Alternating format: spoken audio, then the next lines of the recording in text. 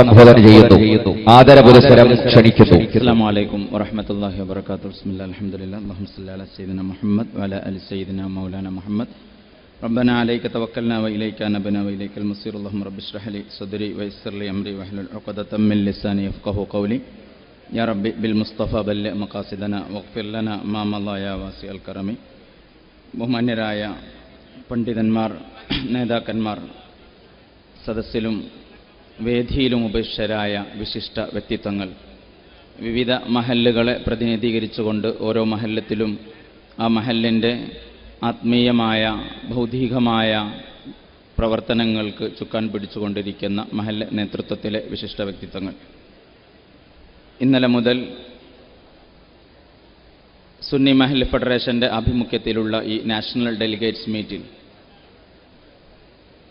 നമ്മൾ സംബന്ധിച്ചു കൊണ്ടിരിക്കുന്നു. ഒരുപാട് ആശയങ്ങളെ ഒന്നിച്ചു പ്രവർത്തിക്കേണ്ടതിൻ്റെ ആവശ്യകതയെ കേട്ടുകൊണ്ടിരിക്കുന്നു. ഞാൻ വിവിധ വിഷയങ്ങളിലേക്കൊന്നും പോകുന്നില്ല. വിദ്യാഭ്യാസത്തെക്കുറിച്ച് ഒരു മഹല്ലിൽ നിന്നുകൊണ്ട് വിദ്യാഭ്യാസ പ്രവർത്തനങ്ങൾ ഏതു തരത്തിലൊക്കെ ചെയ്യാം, ഒപ്പം ഒരു മഹല്ലിൻ്റെ മൊത്തത്തിലുള്ള പ്രവർത്തനങ്ങൾ ഇന്നലെ പറഞ്ഞത് മുതൽ ഒന്ന് ക്രോഡീകരിച്ച് ചുരുക്കി പറയുക എന്നതാണ് എൻ്റെ ഈ ഒരു അവതരണത്തിൻ്റെ ലക്ഷ്യമായി ഉദ്ദേശിക്കുന്നത്.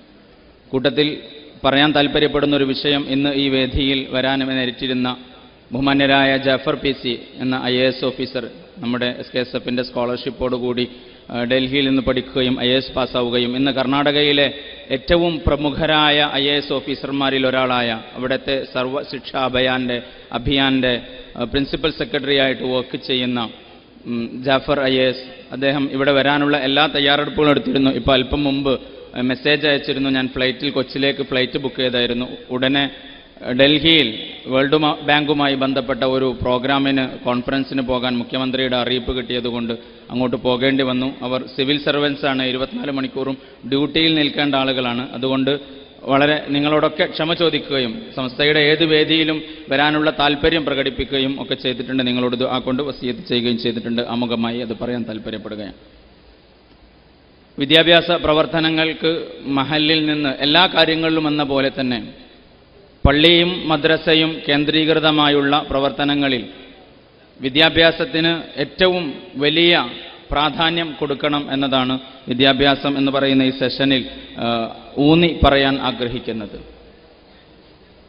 വിദ്യാഭ്യാസത്തിൻ്റെ വിവിധ മുഖങ്ങൾ തുറക്കപ്പെട്ടിരിക്കുകയാണ്. പ്രത്യേകിച്ചും കേരളത്തിൽ വളരെ പ്രാഥമികമായ തരത്തിലുള്ള വിദ്യാഭ്യാസ പ്രവർത്തനങ്ങൾ ഇന്ന് നടത്തേണ്ട ആവശ്യമില്ല. ക്വാളിറ്റി വർദ്ധിപ്പിക്കുക എന്നത്, എല്ലാവരിലേക്കും ഇത് എത്തുന്നുണ്ട് എന്ന് ഉറപ്പുവരുത്തുക, സമൂഹത്തിന് ആവശ്യമായ തരത്തിലുള്ള വിദ്യാഭ്യാസ സംവിധാനങ്ങൾ നടന്നു പോകുന്നു. വിദ്യാഭ്യാസ മേഖലയിൽ എത്തിപ്പെടുന്ന ആളുകൾ കൃത്യമായി മതബോധവും സമൂഹ താൽപ്പര്യവും സാമുദായിക താൽപ്പര്യവും നന്മയും ഉൾക്കൊണ്ട് പ്രവർത്തിക്കുന്ന ആളുകളാണ്. അത്തരം ഗൈഡൻസ് ആളുകൾക്ക് കിട്ടുന്നു എന്ന് ഉറപ്പുവരുത്തുക. ഇത് മഹല്ലിൽ നിന്ന് നടത്താവുന്നതാണ്. നമ്മളിത് നടത്തേണ്ടത് കൂടിയാണ്. പലപ്പോഴും ദീന് മനസ്സിൽ കൊണ്ടു നടക്കുന്ന ആളുകളുണ്ട്. അവർക്ക് വിദ്യാഭ്യാസവുമായോ സാമൂഹിക പ്രവർത്തനവുമായോ രാഷ്ട്രീയ പ്രവർത്തനവുമായോ ഒക്കെ ബന്ധപ്പെട്ടിട്ടുള്ള അനിവാര്യമായ ഗൈഡൻസ് മഹല്ലുകളിൽ നിന്ന് കിട്ടാത്തത് കൊണ്ട് അവർ കിട്ടുന്നിടങ്ങളിലേക്ക് പോകും. നമുക്ക് നമ്മുടെ മേഖലയിൽ ഒതുങ്ങി നിന്നുകൊണ്ട് എന്തെല്ലാം പ്രവർത്തനങ്ങൾ ചെയ്യാം. സ്കൂളുകൾ വ്യാപകമാണ്. ഇഷ്ടംപോലെ സ്കൂളുകൾ നമ്മുടെയൊക്കെ നാടുകളിലുണ്ട്.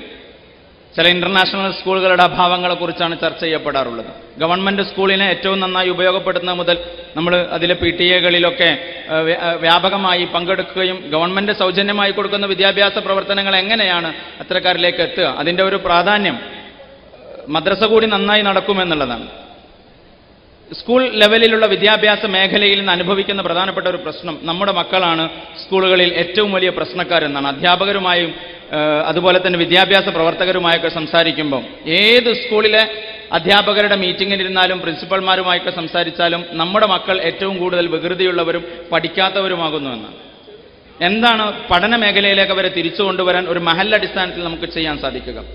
ഒരുപാട് വിദ്യാർത്ഥികൾ, നമുക്ക് റിസൾട്ടുകളൊക്കെ വരുമ്പോൾ നമ്മുടെ വിദ്യാർത്ഥികൾ പഠനത്തിലും വായനയിലും ഇത്തരം മേഖലയിലൊക്കെ വളരെ പിറകോട്ട് പോകുന്നു. അതുകൊണ്ട് തന്നെ മഹല്ലുകൾക്ക്, മഹല്ലിലെ വ്യത്യസ്ത സംസ്ഥയുടെ തന്നെ ഒരുപാട് സംഘടനാ സംവിധാനങ്ങളുണ്ട്. മഹല്ലിലെ മദ്രസകളുടെ പൂർവ്വ വിദ്യാർത്ഥി സംവിധാനങ്ങളുണ്ട്. 5ാം ക്ലാസ്സിൽ നിന്ന് 6ലേക്ക് ജയിക്കുന്ന വിദ്യാർത്ഥികൾ, പ്രത്യേകിച്ചും 7ൽ നിന്ന് 8ലേക്ക് ജയിക്കുന്ന വിദ്യാർത്ഥികൾ, 8ാം ക്ലാസ് എന്ന് പറയുന്നത് ഒരു വിദ്യാർത്ഥിയുടെ പഠന മേഖലയിലെ ദിശകൾ നിർണ്ണയിക്കുന്നതിലെ വളരെ പ്രധാനപ്പെട്ട ഒരു സ്റ്റേജാണ്. ചെയ്യാവുന്നത് എല്ലാവർക്കും എത്തിച്ചു കൊടുക്കാൻ പറ്റുമെങ്കിലും ഏറ്റവും ചുരുങ്ങിയത് നിങ്ങളുടെയൊക്കെ മഹല്ലിലെ, ഞാൻ ഒരുപാട് ചില കാര്യങ്ങൾ പറഞ്ഞു പോവുകയാണ്. നമ്മൾ മഹല്ലുകളിലേക്ക് തിരിച്ചുപോയി നിങ്ങൾക്ക് നാട്ടിൽ ഒരുമിച്ച് കൂട്ടാവുന്നവരെ ഒരുമിച്ച് ചേർത്തിയിരുത്തി എന്തൊക്കെ ചെയ്യാൻ പറ്റുമെന്ന് ആലോചിക്കണം. എല്ലാവരെയും കിട്ടൂല, ഞങ്ങൾ മാത്രം ഇതിന് ഇടങ്ങറാവുന്നു, ബാക്കിയുള്ള ആൾക്കാരെ കിട്ടൂല എന്ന് നമ്മളെന്നും പറയും. ആകെ 5-6 ആൾക്കാർ, എല്ലാവരും ലീഡേഴ്സ് ആവില്ല, കുറച്ച് ആൾക്കാർ ലീഡേഴ്സ് ഉണ്ടാവുകയുള്ളൂ. ബാക്കിയുള്ള ആളുകളുടെ സൗകര്യങ്ങൾ ഉപയോഗപ്പെടുത്തുക. അപ്പം ആരും കിട്ടുന്നില്ല എന്ന് പരാതി പറയരുത്. ഒറ്റക്കാണെങ്കിൽ ഒറ്റക്ക്, ബാക്കിയുള്ള പരമാവധി ആളുകളെ സ്വന്തം ആശയത്തെ ചേർത്തിരുത്തി എങ്ങനെയൊക്കെ ഉപയോഗപ്പെടുത്താമെന്നാണ് നോക്കേണ്ടത്. 8ാം ക്ലാസ്സിൽ പഠിക്കുന്ന വിദ്യാർത്ഥികൾ 10ലേക്ക് എത്തുന്നതിന് മുമ്പ് അവരുടെ 8, 9, 10 ക്ലാസ്സുകളിലെ വിദ്യാഭ്യാസ പ്രക്രിയ വളരെ സജീവമായി നടപ്പിലാക്കണം. പ്രത്യേകിച്ചും നല്ല മദ്രസ വിദ്യാഭ്യാസം കൂടി നേടുന്ന വിദ്യാർത്ഥികൾക്കാണ് ഏറ്റവും നന്നായി സ്കൂൾ വിദ്യാഭ്യാസത്തിൽ പോലും തിളങ്ങാൻ സാധിക്കുന്നത് എന്നത് സമസ്തയുടെ കഴിഞ്ഞകാല വിദ്യാഭ്യാസ പരീക്ഷകളിൽ ഏറ്റവും നന്നായി മാർക്ക് വാങ്ങിയ കുട്ടികളുമായി ബന്ധപ്പെടുത്തിയുള്ള പഠനങ്ങളിലൊക്കെ അവർ സ്കൂളുകളിൽ ഏറ്റവും മികച്ചു നിൽക്കുന്നു എന്ന് കാണാൻ സാധിച്ചിട്ടുണ്ട്. അതുകൊണ്ട് 10ാം ക്ലാസ്സിൽ പുള്ളി A+ കിട്ടാൻ വേണ്ടി സ്കൂളിലെ മദ്രസയിലെ 5ാം ക്ലാസ് പഠനം, 5ാം ക്ലാസ് മുതൽ മദ്രസ പഠനം ഒഴിവാക്കുന്ന ആ ഒരു രീതിയിൽ നിന്ന് മാറ്റം വരുത്തി മദ്രസ ബേസ് ചെയ്തുകൊണ്ട് വിദ്യാർത്ഥികൾക്ക് അവരുടെ ഭൗതികമായ വളർച്ചയ്ക്ക് കൂടി ആവശ്യമായ തരത്തിലുള്ള സംവിധാനങ്ങൾ, മതപഠന സംവിധാനങ്ങൾ, ഭൗതിക വിദ്യാഭ്യാസ പഠന സംവിധാനങ്ങൾ, അതിനുള്ള പ്രചോദനങ്ങൾ നമ്മുടെ മഹല്ലുകളിൽ ഉണ്ടാകണം. ഞാൻ 8ാം ക്ലാസ് ബേസ് ചെയ്ത് പറഞ്ഞത് 8, 9, 10 ഈ 2-3 ക്ലാസ്സുകളിലെ പഠനം കുട്ടിയെ സംബന്ധിച്ചിടത്തോളം ഭാവിയിൽ ഏതു മേഖലയിലേക്ക് പോകുന്നു എന്നതിന് പ്രധാനപ്പെട്ടതാണ്. അതുകൊണ്ട് 8ാം ക്ലാസ്സിലെ വിദ്യാർത്ഥികൾക്ക് നിങ്ങൾ ഈ ഒരു വർഷത്തെ 8ാം ക്ലാസ്സിലെ വിദ്യാർത്ഥികൾ 8ലേക്ക് പോകുന്ന ഏത് സ്കൂളുകളിൽ പോകുന്ന വിദ്യാർത്ഥികളാണെങ്കിലും നിങ്ങളുടെ മദ്രസ ബേസ് ചെയ്തുകൊണ്ട്, മഹല്ല് ബേസ് ചെയ്തുകൊണ്ട് അവരെ വിളിച്ചു വരുത്തി വിദ്യാഭ്യാസ വിചക്ഷണന്മാരെ ഉപയോഗപ്പെടുത്തിക്കൊണ്ട് അവർക്കൊരു നല്ല മോട്ടിവേഷൻ ക്ലാസ് കൊടുക്കുക. വിദ്യാഭ്യാസത്തെ പ്രോത്സാഹിപ്പിക്കുക. എന്തിനാണ് പഠിക്കേണ്ടത്? ലേണിംഗ് സ്കില്ല് എന്ന് പറയുന്നൊരു സംവിധാനം, പഠന പ്രക്രിയയുടെ അതിൻ്റെ കഴിവുകളുണ്ട്, അതിൻ്റെ നൈപുണികളുണ്ട്. എങ്ങനെയാണ് ക്ലാസ്സിൽ ശ്രദ്ധിക്കേണ്ടത്, എങ്ങനെയാണ് നോട്ട് എഴുതേണ്ടത്, എങ്ങനെയാണ് ഇരുന്ന് പഠിക്കേണ്ടത്, എങ്ങനെ മെമ്മറൈസ് ചെയ്യേണ്ടത്, എങ്ങനെയാണ് ആപ്ലിക്കേഷൻ ലെവലിൽ ഇതൊന്നിനെ ആദ്യം പഠിക്കണം, അതിനെ മനസ്സിലാക്കണം, അതിനെ ഉപയോഗപ്പെടുത്താൻ സാധിക്കണം. പുതുതായി ഒന്ന് ഇന്നൊവേഷൻ എന്ന് പറയും. ഇന്നൊവേഷൻ എന്ന് പറഞ്ഞാൽ പുതുതായി എങ്ങനെയാണ് കണ്ടെത്താൻ സാധിക്കും. ഇങ്ങനെ വിദ്യാഭ്യാസ പ്രക്രിയയുടെ ഒരുപാട് മേഖലകളുണ്ട്. അങ്ങനെ 8ാം ക്ലാസ്സിലെ വിദ്യാർത്ഥികളെ തിരഞ്ഞെടുക്കുമ്പോൾ തന്നെ നമുക്ക് മനസ്സിലാക്കാൻ സാധിക്കും വളരെ ബ്രില്യൻ്റായ കുട്ടികൾ നമ്മുടെയൊക്കെ നാടുകളിലുണ്ട്. വലിയ വലിയ ബിസിനസ് സംരംഭങ്ങൾ തുടങ്ങേണ്ടവർ, വലിയ കണ്ടുപിടുത്തങ്ങൾ നടത്തേണ്ടവർ, വലിയ സാമ്പത്തിക വിദഗ്ധരാവേണ്ടവർ, ചരിത്രകാരന്മാരാവേണ്ടവർ, നല്ല പ്രതിഭകളായ ആളുകൾ. ചിലർക്ക് സാമ്പത്തികമായി നിങ്ങളുടെ പിന്തുണ ആവശ്യം ഉണ്ടാവില്ല, പക്ഷേ അവർക്ക് മോട്ടിവേഷൻ ആവശ്യമുണ്ടാകും. അവരെ വളർത്തിക്കൊണ്ടുവരണം.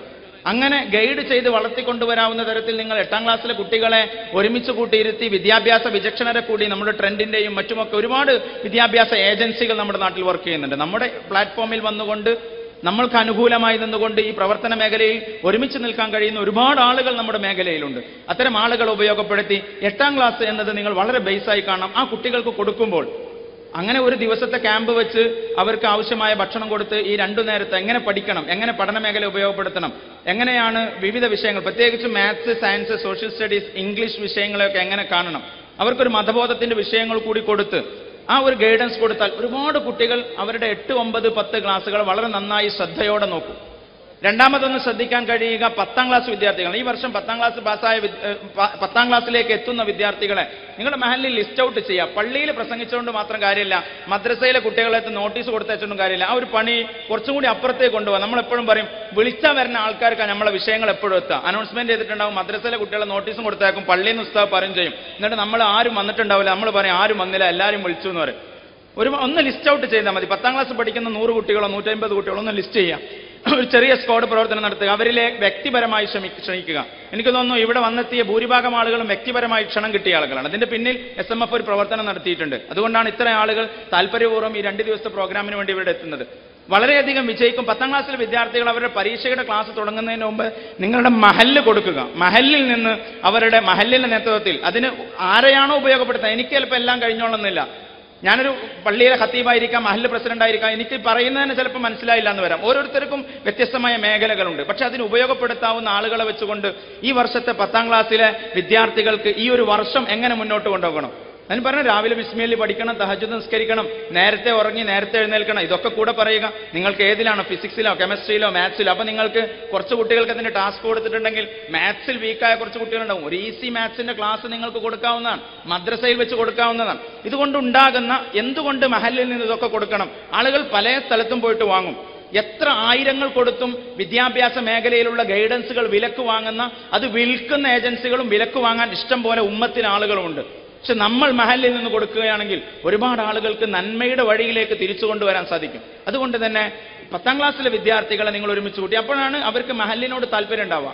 ആബാലവൃദ്ധം ജനങ്ങളെ ഒരുമിച്ച് കൂട്ടിയിട്ടുള്ള വലിയൊരു വയല് വെച്ചാൽ ചിലപ്പോൾ അവർക്ക് ഉപകാരപ്പെട്ടെന്ന് വരില്ല, അവർക്കത് താല്പര്യം ഉണ്ടാവില്ല. സമൂഹത്തിലെ വിവിധ തരങ്ങളിലുള്ള എല്ലാറ്റിനും ഉണ്ട്. കൊച്ചുകൾക്ക് കൊച്ചു ടി വി ഉണ്ട്, സ്ത്രീകൾക്ക് സ്ത്രീരീകൾ നടത്തുന്ന പ്രോഗ്രാം ഉണ്ട്. എല്ലാ മേഖലയിലും ഓരോരുത്തർക്കുള്ളതാണ്. കുട്ടികൾക്ക് മാത്രമായിട്ടുള്ള ഡ്രസ്സിങ്ങിനുള്ള മേഖല ഉണ്ട്, വലിയവർക്ക്, ആണുങ്ങൾക്ക് വേറെ, പെണ്ണുങ്ങൾക്ക് എല്ലാം സ്പെഷ്യലൈസ്ഡ് ആണ്. നമ്മൾ മാത്രം നമ്മുടെ മതപഠന മേഖലകൾ മാത്രം അത് വേണം. പക്ഷേ ഓരോ വിഭാഗം ആളുകളെയും അഡ്രസ്സ് ചെയ്യുന്ന സംവിധാനങ്ങളുണ്ട്. അതിൽപ്പെട്ട വളരെ പ്രധാനപ്പെട്ട ഒരു വിഭാഗമാണ് 10ാം ക്ലാസ്സിലെ വിദ്യാർത്ഥികൾ. കാരണം നിങ്ങളൊക്കെ അവർ 9ാം ക്ലാസ്സിൽ എത്തുമ്പോഴേക്ക് തുടങ്ങും അവരെ പേടിപ്പിക്കാനും പീഡിപ്പിക്കാനും. 10ാം ക്ലാസ് ആണ് കേട്ടോ, സൽക്കാരത്തിന് പോകണ്ട, കല്യാണത്തിന് പോകണ്ട, ഈ പേടി മാത്രമേ ഉള്ളൂ, എന്താ പഠിക്കേണ്ടതെന്ന് കുട്ടികൾക്ക് മനസ്സിലായിട്ടില്ല. അപ്പൊ അതുകൊണ്ട് എങ്ങനെയാണ് 10ാം ക്ലാസ്സിൽ ഒരു വർഷത്തെ കൃത്യമായി സിസ്റ്റമാറ്റിക് ആയിട്ട് ഒരു പഠന മേഖലയിലേക്ക് വഴി നടത്താൻ സാധിക്കുക? മദ്രസയിൽ നിന്ന് കൊടുത്ത മദ്രസനോട് ഒരു താല്പര്യം ഉണ്ടാവും.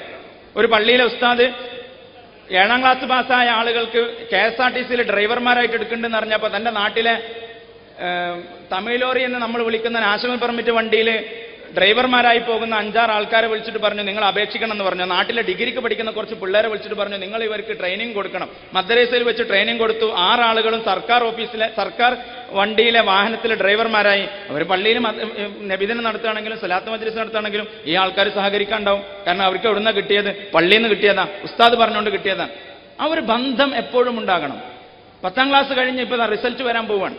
ഇവിടെ വന്ന ആളുകളെങ്കിലും നിർബന്ധമായും എന്താണ് ഈ ഓരോ വർഷവും ഒരു കൃത്യമായൊരു പ്രോജക്റ്റ് നമുക്കുണ്ടാകണം. ഒരു വർഷത്തെ ഒരു ഇയർ പ്ലാൻ ഉണ്ടാകണം. ഒരു വർഷത്തിൽ കൃത്യമായി ഇത്തരം പദ്ധതികളെങ്കിലും ഈ പ്രോഗ്രാമെങ്കിലും നമ്മുടെ മഹല്ലിൽ നടപ്പിലാക്കണം. അതിൽപ്പെട്ട അങ്ങനെ ഒരു പ്രോഗ്രാമുകൾ നമുക്ക് ഒരുപാടുണ്ട്. പ്രോഗ്രാം എന്ന് പറഞ്ഞാൽ ഒരു ദിവസത്തെ കല്യാണം നടത്തുന്ന പോലെയാണ്. ഒറ്റ ദിവസത്തെ കല്യാണത്തിന് വേണ്ടി നമ്മൾ 2 മാസം 3 മാസം മുമ്പ് കത്തടിച്ച് വിളിക്കാൻ തുടങ്ങും. ആ ഒറ്റ ദിവസത്തിന് വേണ്ടി എല്ലാ ബുദ്ധിമുട്ടും കഷ്ടപ്പാടും ഒക്കെ കഴിഞ്ഞിട്ട് കല്യാണം കഴിഞ്ഞാൽ അത് കഴിഞ്ഞു, ഒരുപാട് ചെലവ് വരും. സമ്മേളനങ്ങളും അങ്ങനെ തന്നെ. ഈ സമ്മേളനങ്ങൾക്കപ്പുറം ഇപ്പൊ ഇതിന്റെ ശേഷം ഇതിന്റെ പിന്നിൽ ഒരുപാട് പ്രൊജക്റ്റുകൾ വരുന്നുണ്ട്. അപ്പോഴാണ് ഈ സമ്മേളനം സാർത്ഥകമാകുക. പ്രോഗ്രാം അതിനുവേണ്ടി മുമ്പും ശേഷവും ഒരുപാട് അധ്വാനിക്കും, പണം ചെലവഴിക്കും. ഒറ്റ ദിവസം കൊണ്ട് അത് കഴിയും. ഇതാണ് പ്രോഗ്രാം. പ്രോജക്റ്റ് എന്ന് പറഞ്ഞാൽ ദീർഘമായ ചിന്തയോടുകൂടി, ഫോർസൈറ്റഡ്നെസ്സോടുകൂടി, ദീർഘദൃഷ്ടിയോടുകൂടി കൃത്യമായ അജണ്ടകൾ നടപ്പിലാക്കണം. അതിന് വലിയ ചെലവൊന്നും ഉണ്ടാവില്ല. കാല് ഒഴിക്കേണ്ടി വരില്ല, ബോർഡ് വെക്കേണ്ടി വരില്ല, ഒന്നും വെക്കേണ്ടി വരില്ല. അതിന്റെ പിന്നിൽ പ്രവർത്തിച്ചാൽ മതി. SMFന്റെ ഈ സമ്മേളനത്തിന്റെ ബോർഡ് നിങ്ങൾ പലയിടത്തും കണ്ടിട്ടുണ്ടാവില്ല, പക്ഷെ ഇത് ഒരുമിച്ച് കൂട്ടാൻ സാധിച്ചു. ഇങ്ങനെ പ്രവർത്തിക്കാൻ നമുക്ക് വളരെ കൃത്യമായി സാധിക്കും. അതുകൊണ്ട് തന്നെ 10ാം ക്ലാസ് കഴിഞ്ഞ വിദ്യാർത്ഥികൾക്ക് +2 കഴിഞ്ഞ രണ്ടിന്റെയും റിസൾട്ട് വരാൻ പോവാണ്. അവർക്ക് കരിയർ എഡ്യൂക്കേഷൻ ഗൈഡൻസ് ക്ലാസ്സുകൾ കൂടെ ഇതൊക്കെ നടക്കുന്ന ഒരുപാട് മാലുകൾ ഇവിടെയുണ്ട്. പൊതുവായി ഒരു വേദി ആയതുകൊണ്ടും സംവിധാനമായതുകൊണ്ടും ഞാൻ അതിനെക്കുറിച്ച് പറയാം. കരിയർ എഡ്യൂക്കേഷൻ സംവിധാനങ്ങൾ വേണം. എന്തിന് പഠിക്കണം, എന്ത് കോഴ്സിന് പോകണം, വളരെ വലിയ ഫുള്ള് A+ വിജയശതമാനം കൂടി ഫുള്ള് A+ കിട്ടുന്ന കുട്ടികൾ പോയി A+ കിട്ടിക്കഴിഞ്ഞതിന് ശേഷം ഫുള്ള് മെഡിക്കലിനും എഞ്ചിനീയറിംഗിനും എൻട്രൻസിന് പോവാണ്. 2000, 3000, 4000 ഓപ്ഷനുകൾ പഠിക്കാനുള്ള ഇടത്ത് മെഡിക്കൽ എഞ്ചിനീയറിംഗിലേക്ക് മാത്രം പോകുന്ന നിങ്ങൾ ആ കുട്ടികളുടെ വിഷമങ്ങളും പ്രയാസങ്ങളും അറിയാം. ഞാൻ അതിനെക്കുറിച്ച് ദീർഘമായി സംസാരിക്കുന്നില്ല. ഒരുപക്ഷെ ഫുള്ള് A+ കിട്ടിയ സമൂഹത്തിലെ ബ്രില്യൻ്റ് ആയ കുട്ടികളാണ്, 16, 17, 18 വയസ്സ് പ്രായമുള്ള കുട്ടികളാണ് ഏറ്റവും കൂടുതൽ മാനസികമായ അസ്വസ്ഥതകൾ അനുഭവിക്കുന്നത്, പ്രയാസങ്ങൾ അനുഭവിക്കുന്നത്. കാരണം എല്ലാവരും കൂടി മെഡിക്കൽ എഞ്ചിനീയറിംഗ് ഇൻക്യുബേറ്ററിലേക്ക് അവരെ പറഞ്ഞേക്കുക, അല്ലെങ്കിൽ സയൻസ് എടുക്കാൻ വിധിക്കപ്പെടുകയാണ്.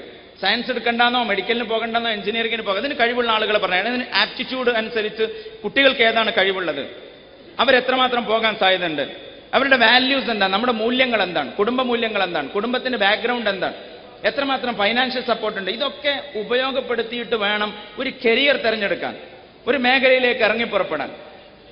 മെഡിക്കൽ എഞ്ചിനീയറിംഗ് എൻട്രൻസ് എഴുതാൻ തീരുമാനിച്ചാൽ അവന്റെ +2 വിദ്യാഭ്യാസവും മെഡിക്കൽ എഞ്ചിനീയറിംഗ് എൻട്രൻസിനോട് കൂടെ പോവുകയാണ്. പിന്നെ റിപ്പീറ്റ്, ചില കുട്ടികളൊക്കെ റിപ്പീറ്റ് എന്നൊക്കെ വളരെ താല്പര്യത്തോടെയാണ് പറയാറുള്ളത്. റിപ്പീറ്റ് എന്ന് പറഞ്ഞാൽ ഒരു വർഷം വെറുതെ കളയാന്നുള്ളതാണ്. കഴിയുമെങ്കിൽ എഴുതണം, നല്ല കുട്ടികൾ പരീക്ഷ എഴുതണം. പക്ഷെ ഇതിൽ പെട്ടുപോകുന്ന ഒരുപാട് കുട്ടികളുണ്ട്. ലാസ്റ്റ് സമൂഹത്തിൽ SLCയിൽ ഫുള്ള് A+ കിട്ടിയ കുട്ടികൾ, അവർക്ക് ഒരു നമ്മൾ സങ്കല്പിക്കുക 50,000 എഞ്ചിനീയറിംഗ് സീറ്റ് ഉണ്ടെന്ന് വിചാരിക്കാം. 3 ലക്ഷത്തോളം വിദ്യാർത്ഥികൾ പരീക്ഷ എഴുതുന്നുണ്ടെന്ന് വിചാരിക്കാം. 2,50,000 കുട്ടികൾക്ക് കിട്ടുന്നില്ല. 50,000 കുട്ടികൾക്ക് കിട്ടിയാൽ തന്നെ ബാക്കി 2,50,000 കുട്ടികൾക്ക് കിട്ടുന്നില്ല. 50,000-ൽ മികച്ച റാങ്കുള്ള ആളുകൾ ബോർഡുകളിൽ പ്രത്യക്ഷപ്പെടും. ഈ 2,50,000 കുട്ടികൾ രാവിലെ വീട്ടിൽ നിന്ന് എൻട്രൻസ് എഴുതാൻ വേണ്ടി കോച്ചിങ്ങിന് വേണ്ടി ഇറങ്ങി പുറപ്പെട്ടവർക്ക് എല്ലാവർക്കും അറിയാം. ലാസ്റ്റ് ഉമ്മയും വാപ്പിയും നാട്ടുകാരും ചോദിക്കും, മോനജ് തോറ്റലടാന്ന് ചോദിക്കും. അവൻ തോറ്റതല്ല, അവനേക്കാളും മാർക്കുള്ള കുറച്ച് കുട്ടികളുണ്ടായതുകൊണ്ടാണ് അവനക്ക് കിട്ടാതിരുന്നത്. പക്ഷേ ഈ തോറ്റ് എന്ന ഫീലിങ്ങോടുകൂടി സമൂഹത്തിലെ ബ്രില്യൻ്റായ ഒരുപക്ഷെ നല്ല ചരിത്രകാരനാകേണ്ടിയിരുന്ന, നല്ല എക്കണോമിസ്റ്റ് ആകേണ്ടിയിരുന്ന, നല്ല മതപണ്ഡിതനാകേണ്ടിയിരുന്ന, നല്ല സോഷ്യൽ ലീഡർ ആകേണ്ടിയിരുന്ന ഒരുപാട് ആളുകൾ, ഞാൻ മോശമായി ചിത്രീകരിക്കുകയല്ല, ബ്രില്യൻ്റ് ആയ കുട്ടികൾ കണ്ണട making, fire safety engineering, lift operation തുടങ്ങി ചെറിയ ചെറിയ ജോലികൾക്ക് പോവുകയാണ്. അവർക്ക് പെട്ടെന്ന് ജോലി വേണം, ഒരുപാട് പൈസ വാപ്പ ഇൻവെസ്റ്റ് ചെയ്തു, മെഡിക്കൽ വാങ്ങിയില്ല, എഞ്ചിനീയറിംഗ് വാങ്ങിയില്ല. ഇതിൽ പോയ വിദ്യാർത്ഥികളോ എത്രമാത്രം അവർക്ക് റിസൾട്ടിലെത്താൻ കഴിയുന്നു? Cochin university of science and technology എന്ന് പറയുന്ന ഇന്ത്യയിലെ പ്രമുഖമായ സ്ഥാപനം, കൊച്ചിയിലുള്ള, കേരളത്തിലുള്ള സയൻസ് ആൻഡ് ടെക്നോളജി സ്ഥാപനത്തിൽ അവിടെ മെറിറ്റ് ബേസിൽ മാത്രമേ എഞ്ചിനീയറിംഗിന് അഡ്മിഷൻ കിട്ടുള്ളൂ, ഏറ്റവും ബ്രില്യൻ്റ് ആയ കുട്ടികൾക്ക് മാത്രം. അങ്ങനെ അഡ്മിഷൻ കിട്ടിയ ഒരു പെൺകുട്ടി പറഞ്ഞത്, ഞാൻ ആത്മഹത്യയെക്കുറിച്ച് ആലോചിക്കാന്നാണ്. കാരണം ഇവിടെ നിന്ന് കയറിപ്പോയിട്ട് ഇത് ചെയ്തിട്ട് എന്താ കാര്യം എന്നറിയില്ല, ഇതെവിടെ എത്തുകയെന്നറിയില്ല. മെഡിക്കൽ കോളേജിൽ പഠിക്കുന്ന പെൺകുട്ടി ഉപ്പയുടെ നിർബന്ധത്തിന് 60 ലക്ഷം മുതൽ 80 ലക്ഷം വരെ ഫീസ് കൊടുത്തിട്ടാണ് മെഡിക്കൽ എഞ്ചിനീയറിംഗ്, മെഡിക്കലിൽ പ്രൈവറ്റ് മേഖലയിൽ സീറ്റിന് പോകുന്നത്. അങ്ങനെ സീറ്റിന് വാങ്ങുന്ന ഒരു വിദ്യാർത്ഥിനി അല്ലെങ്കിൽ ഒരു വിദ്യാർത്ഥി 5 കൊല്ലം കഴിയുമ്പോൾ അവൻ MBBS എടുത്തിട്ട് എന്താകുന്നു? അത് കഴിഞ്ഞ് PG ക്ക് സീറ്റ് ഉണ്ടെങ്കിൽ 1,20,00,000 1,70,00,000 വരെ അതിൻ്റെ ബ്രാൻഡ് വാല്യൂക്ക് അനുസരിച്ച് കൊടുക്കണം. ഇങ്ങനെയൊക്കെ വിദ്യാഭ്യാസം വില കൊടുത്തു വാങ്ങിയിട്ട് വിഷമം അനുഭവിക്കുന്ന ഒരു തലമുറക്കപ്പുറം നല്ല ബ്രില്യൻ്റായ കുട്ടികൾ ആ മേഖലയിലേക്ക് ഗൈഡ് ചെയ്യപ്പെട്ടിട്ടുണ്ടെങ്കിൽ അവർ വിജയിക്കുമ്പോഴേക്ക്, കോഴ്സ് കഴിയുമ്പോഴേക്ക് ക്യാമ്പസ് ഇന്റർവ്യൂ നടത്തി ലോകത്തെ ഏറ്റവും പ്രമുഖമായ സ്ഥാപനങ്ങൾ അവിടെ കൊണ്ടുപോകും. ഇതാണ് ബ്രില്യൻസും ബ്രില്യൻസ് ഇല്ലായ്മയും തമ്മിലുള്ള വ്യത്യാസം. ഇവിടെ കൃത്യമായി ഗൈഡൻസ് കൊടുക്കപ്പെടണം. എന്തിനു പോകണം, ഏത് മേഖലയിലേക്ക് പോകണം, ഏത് മേഖലയിൽ വിദ്യാഭ്യാസം നേടണം, അതിന്റെ വാല്യൂസിനനുസരിച്ചുള്ള വിദ്യാഭ്യാസം നേടണം. പഠിക്കാൻ കഴിയുന്ന എന്തെല്ലാം, ഇപ്പോൾ 10ാം ക്ലാസ്സിലെ മാത്തമാറ്റിക്സ് അല്ല +2 ഉണ്ടാവാം. അത് കഴിഞ്ഞ് ഡിഗ്രിക്ക് BTechന് ഉണ്ടാകുന്ന മാത്തമാറ്റിക്സ് ഒരുപാട് വ്യത്യാസം ഉണ്ടാകും, സയൻസ് ഒരുപാട് വ്യത്യാസം ഉണ്ടാകും. ഇതൊന്നും പഠിക്കുന്നതിനെ കുറിച്ച് ആലോചിച്ചാവില്ല. വീട്ടിൽ നല്ല കമ്പ്യൂട്ടർ ഓപ്പറേറ്റ് ചെയ്യുന്ന കുട്ടിയായിരിക്കും, വേഗം ഓന് കൊടുത്തൊക്കെ മനസ്സിലാകും. വാപ്പിയമ്മയും വിചാരിക്കും ഓൻ കമ്പ്യൂട്ടറിൽ നല്ല ഉഷാറാണ്, എന്നിട്ട് BTech കമ്പ്യൂട്ടർ സയൻസിന് ചേർക്കും, അല്ലെങ്കിൽ BSc കമ്പ്യൂട്ടർ ആപ്ലിക്കേഷന് വേണ്ടി കൊണ്ടുപോയി ചേർക്കും, അല്ലെങ്കിൽ BCAക്ക് ചേർക്കും. അവിടെ പോയ പ്രോഗ്രാമിംഗ് ഉണ്ടാവും, ഇവന് താങ്ങാൻ കഴിയില്ല. ഇങ്ങനെയൊക്കെ വിദ്യാഭ്യാസ മേഖലയിൽ വിഷമം അനുഭവിക്കുന്ന ഒരുപാട് മക്കൾ, 50% നമ്മുടെ മക്കൾ വിദ്യാഭ്യാസ മേഖലയിൽ കൃത്യമായ ഗൈഡൻസ് കിട്ടാത്തതിന്റെ എന്തുകൊണ്ട് വേദന അനുഭവിക്കുന്നു. മറ്റൊരു വിഭാഗം ആളുകൾ തങ്ങൾക്ക് ഇഷ്ടമില്ലാത്ത അല്ലെങ്കിൽ തങ്ങൾ ചെയ്യാൻ പാടില്ലാത്ത മേഖലയിലെത്തുന്നു. ഒരു കോൺഫറൻസിന് പോയപ്പോൾ ഒരു 5 സ്റ്റാർ ഹോട്ടലിൽ നിസ്കരിക്കുന്ന ഒരാളാണെന്ന് കണ്ടിട്ട് പിന്നിൽ നിന്ന് നിസ്കരിക്കാൻ വന്ന ഒരു സ്മാർട്ട് പയ്യൻ നിസ്കരിച്ചു കഴിഞ്ഞിട്ട് ഇരുന്ന് കരയുന്നുണ്ട്. അപ്പോൾ അവനൊരു ഒരു വിഷമം. അപ്പോൾ എന്താന്ന് ചോദിച്ചപ്പോൾ, ഞാൻ ഹോട്ടൽ മാനേജ്മെന്റ് കോഴ്സ് ചെയ്തു. ഞാൻ കോഴ്സ് മോശമാണെന്നല്ല പറയുന്നത്, ഹോട്ടൽ മാനേജ്മെന്റ് കോഴ്സ് പണം കൊടുത്ത് ഹോട്ടൽ മാനേജ്മെന്റ് കോഴ്സ് പ്രീമിയർ ഇൻസ്റ്റിറ്റ്യൂട്ടിൽ നിന്ന് ചെയ്ത് 5 സ്റ്റാർ ഹോട്ടലിൽ അവന്റെ ട്രെയിനിങ്ങിന്റെ പീരീഡ് വന്നപ്പോൾ അവനുള്ള പ്രശ്നം അവന് മദ്യം വിളമ്പി കൊടുക്കണം എന്നുള്ളതാണ്. അത് തന്റെ മൂല്യങ്ങൾക്ക്, വാല്യൂസിന് ചേർന്നതല്ല. പക്ഷേ ലക്ഷങ്ങൾ കൊടുത്ത് ചെയ്ത കോഴ്സ് ചെയ്തിട്ട് ജോലി ഇതാണ്. ഇപ്പൊ ചെയ്യുന്നതിന് മുമ്പ് ആലോചിക്കണം, ഒന്നെങ്കിൽ ഹലാൽ ഇൻഡസ്ട്രിയിൽ ജോലി ചെയ്യാൻ കഴിയണം, അല്ലെങ്കിൽ വാപ്പാക്ക് ഹലാൽ ഹോട്ടൽ തുടങ്ങാൻ പറ്റണം, അല്ലെങ്കിൽ ഈ മേഖലയിൽ നിൽക്കൊള്ളൂ എന്ന് ഉറപ്പ് വേണം, അല്ലെങ്കിൽ ഈ മേഖലയിൽ ഞാൻ ഇതൊക്കെ ചെയ്യേണ്ടി വരുന്നുള്ള ബോധ്യമെങ്കിലും വേണം. എയർ ഹോസ്റ്റസിന് പറഞ്ഞേക്കുമ്പോൾ ഉണ്ടാവണം. തന്റെ മൂല്യങ്ങൾ എപ്പോഴും തിരിച്ചു വിളിക്കും. ഞാനത് ചെയ്യണമെന്നോ ചെയ്യണ്ട എന്നല്ല പറയുന്നത്. ഒരു വിദ്യാർത്ഥിക്ക് തന്റെ ഏത് മേഖലയിലേക്ക് പോകുമ്പോഴും കൃത്യമായ ഗൈഡൻസ് കൊടുക്കണം. അത് ഒരു പബ്ലിക് അവന്യൂവിൽ നിന്ന്, ഒരു പൊതുമേഖലയിൽ നിന്നുള്ള വിദ്യാഭ്യാസ ഗൈഡൻസ് കിട്ടുമ്പോൾ അത് എന്തൊക്കെയാണ്, ഏറ്റവും കൂടുതൽ ശമ്പളം കിട്ടുന്ന ജോലി ഏതാണ്, മാർക്കറ്റ് വാല്യൂ ഉള്ള ജോലി ഏതാണ്, അതിനപ്പുറം തങ്ങളുടെ സ്വഭാവം, തങ്ങളുടെ സമൂഹം, തങ്ങളുടെ വാല്യൂസ്, തങ്ങളുടെ മൂല്യങ്ങൾ, ഇതിനൊന്നും അധിഷ്ഠിതമായിട്ടുള്ള ഒരു വിദ്യാഭ്യാസ രീതിയാവൂല പറഞ്ഞു കൊടുക്കപ്പെടുക. നമ്മളെ പെൺകുട്ടികളാണ് അതിൽ ഏറ്റവും കൂടുതൽ വശംവദരായി പോയിക്കൊണ്ടിരിക്കുന്നത്. വലിയൊരു വിഭാഗം ആളുകൾ വലിയ വലിയ സ്ഥാപനങ്ങളിൽ എൻട്രൻസ് കോച്ചിങ്ങിന് വേണ്ടി പോകുന്നു. കേരളത്തിലെ ഏറ്റവും വലിയ എൻട്രൻസ് കോച്ചിങ് ഇൻക്യുബേറ്റർ എന്ന് പറയാവുന്ന എൻട്രൻസ് കോച്ചിങ് സ്ഥാപനം നടത്തുന്ന ആ സ്ഥാപനങ്ങൾ നിലനിൽക്കുന്ന ഒരു താലൂക്കിലാണ് കേരളത്തിൽ ഏറ്റവും കൂടുതൽ അബോർഷൻ നടക്കുന്നത് എന്ന് നമ്മൾ മനസ്സിലാക്കണം. +1 +2 വിദ്യാർത്ഥികൾ ഹോസ്റ്റലിൽ ജീവിച്ച്, വളരെ ഫ്രീ ആയ സാഹചര്യത്തിൽ ഹോസ്റ്റലിൽ ജീവിച്ച്, അങ്ങനെ അത്തരം സ്ഥാപനങ്ങളിലുള്ള വഴിവിട്ട ബന്ധങ്ങൾ, അത് നമുക്ക് പബ്ലിക് സ്പേസിൽ നിന്നുകൊണ്ട് ആളുകൾ പറയാതെ സ്വാതന്ത്ര്യമല്ല, നമുക്കത് യോജിക്കാൻ കഴിയാത്ത സംഗതികളാണ്. അവിടേക്ക് പോകുന്ന വിദ്യാർത്ഥികളുണ്ട്. നമ്മൾ പോലും അങ്ങനെ വിളിച്ചുവിടുന്നു. അവർക്ക് ആരാണ് ധർമ്മബോധം നൽകുന്നത്? ഇങ്ങനെ പോകുമ്പോൾ ഇവിടെ ഇങ്ങനെയൊക്കെ നേരിടേണ്ടി വരും. അവിടെ നീ ഒരു നല്ല മുസ്ലിമായി, നല്ല മൂല്യബോധത്തോടുകൂടി നിന്റെ പഠനം മാത്രം ഫോക്കസ് ചെയ്ത് ജീവിക്കണമെന്ന് പറഞ്ഞു കൊടുക്കാനെങ്കിലുമുള്ള ഒരു സംവിധാനം നമ്മുടെ മഹല്ലുകളുടെ അടിസ്ഥാനത്തിൽ ഉണ്ടാകണമെന്നാണ് സാന്ദർഭികമായി ഞാൻ ഓർമ്മപ്പെടുത്തിയത്. ഇപ്പൊ സ്കൂളുകളിലുള്ള വിദ്യാഭ്യാസം, നമ്മുടെ സ്കൂളുകൾ നടത്തുന്ന ഒരുപാട് ആളുകളുണ്ട്. സമസ്ത അതിന്റെ ഒരു പ്ലാറ്റ്ഫോം പോലും രൂപപ്പെടുത്തിയിട്ടുണ്ട്. അസോസിയേഷൻ ഓഫ് സമസ്ത മൈനോറിറ്റി ഇൻസ്റ്റിറ്റ്യൂഷൻസിന്റെ അസ്മി എന്ന് പറയുന്ന ഒരു സംഘടനാ സംവിധാനം സ്കൂളുകൾ നടത്തുന്ന ആളുകൾക്ക് വേണ്ടി സമസ്ത രൂപപ്പെടുത്തിയിട്ടുണ്ട്. അതിന്റെ ആളുകൾ ഇതിലെ വേദിയിലുണ്ട്. നമ്മൾ അതുമായിട്ടൊക്കെ ബന്ധപ്പെടണം. എങ്ങനെയാണ് സ്കൂളുകളെ ഏറ്റവും നല്ല ക്വാളിറ്റിയിലേക്കും അതിന്റെ ക്വാളിറ്റി വർദ്ധിപ്പിക്കാനും കൊണ്ടുവരാം, മഹല്ലുകളിൽ എങ്ങനെയാണ് വിദ്യാഭ്യാസ ഗൈഡൻസ് കൊടുക്കാൻ സാധിക്കുക. അതുപോലെ തന്നെ +2 ഡിഗ്രി ഇതൊക്കെ നടത്തുന്ന കുട്ടികൾക്ക് അവർ പോകുന്ന ഇടങ്ങളിൽ, നിങ്ങളുടെ മഹല്ലുകളിൽ ഡിഗ്രിക്കും ഇതിനൊക്കെ പഠിക്കുന്ന കുട്ടികൾ മിക്കവാറും മാപ്പിള കുട്ടികളുടെ ഇപ്പോഴത്തെ ഒരു പ്രശ്നം പേപ്പർ പോക്കാണ്. ഉമ്മാനോട് പറയും 4 പേപ്പർ പോയിട്ടുള്ളത്. എഞ്ചിനീയറിംഗ് പഠിക്കുന്ന കുട്ടികൾക്ക് പേപ്പർ ബാക്കാണ്ടാവാം. 18 പേപ്പർ ബാക്കാണെന്ന് പറയും. 18 പേപ്പർ തോറ്റിക്കണമെന്ന് അർത്ഥം. 4 പേപ്പർ പോയി എന്ന് പറഞ്ഞാൽ ആകെ തോറ്റു നടത്തി. ആകെ 4 പേപ്പർ ഉണ്ടാവുക. 4 പേപ്പറും പോയിട്ടുണ്ടാവും.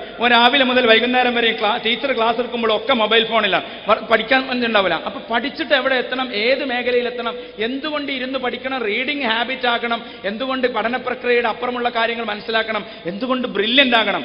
മാത്രം പോരാ, അവർക്ക് സോഷ്യൽ മീഡിയയെക്കുറിച്ചും ഇത്തരം സംവിധാനങ്ങളെക്കുറിച്ച് ഉപയോഗപ്പെടുത്തുന്നതിനെക്കുറിച്ച് ധാരണകൾ കൊടുക്കണം. മിക്കവാറും നമ്മുടെ 25-ന്റെയും 30-ന്റെയും ഇടയിലുള്ള എംപ്ലോയബിലിറ്റിയുള്ള ജോലിക്ക് പോകുന്ന നമ്മുടെ മക്കൾ ഇന്ന് അനുഭവിക്കുന്ന ജോബ് മേഖലയിൽ അനുഭവിക്കുന്ന ഏറ്റവും വലിയൊരു പ്രശ്നം, ഒരു ജോബിന് ഇന്റർവ്യൂക്ക് പോകുമ്പോൾ അല്ലെങ്കിൽ വിശിഷ്ടമായ ഒരു സ്ഥാപനത്തിൽ ഇന്റർവ്യൂക്ക് പോകുമ്പോൾ ഒന്ന് മാർക്ക് അടിസ്ഥാനത്തിലാണ്. +2-ന് 100%ഓ 99.5%ഓ മാർക്കുള്ള വിദ്യാർത്ഥിക്കാണ് ഇന്ത്യയിലെ ഏറ്റവും പ്രധാനപ്പെട്ട സെന്റ് സ്റ്റീഫൻസിൽ അഡ്മിഷൻ കിട്ടുള്ളൂ. ഫാറൂഖ് കോളേജിലും PSMO കോളേജിൽ പോലും 90+ കിട്ടണം. നമ്മുടെ കുട്ടികൾക്ക് മിക്കവാറും കിട്ടൂല. ആകെ കുറച്ചെങ്കിലും കിട്ടുക പെൺകുട്ടികൾക്കാണ്. ആൺകുട്ടികൾ പഠന പ്രക്രിയയിൽ നിന്ന് എത്രയോ അകലെയാണ്. എൻ്റെ പ്രിയപ്പെട്ട മഹല്ല് നിവാസികളെ, ഗൗരവമായി ഈ ഒരു ചിത്രത്തെ കാണണം.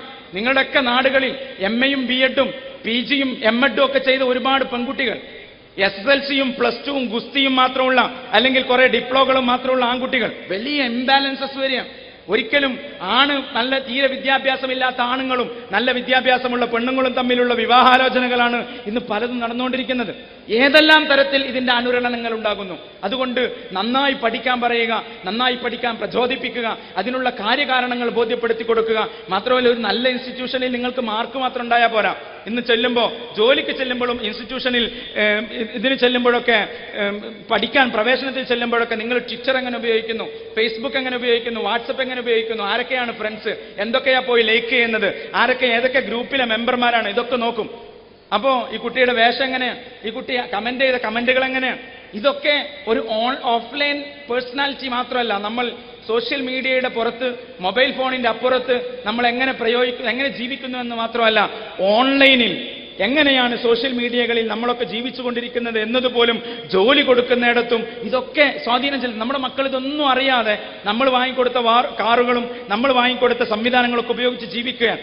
ഗൈഡൻസ് കൊടുക്കാൻ ബാധ്യസ്ഥപ്പെട്ടവർ നമ്മൾ തന്നെയാണ്. ഓരോ ഉപ്പാർക്കും ഉമ്മാർക്കും ഇത് കൊടുക്കാൻ കഴിയില്ല.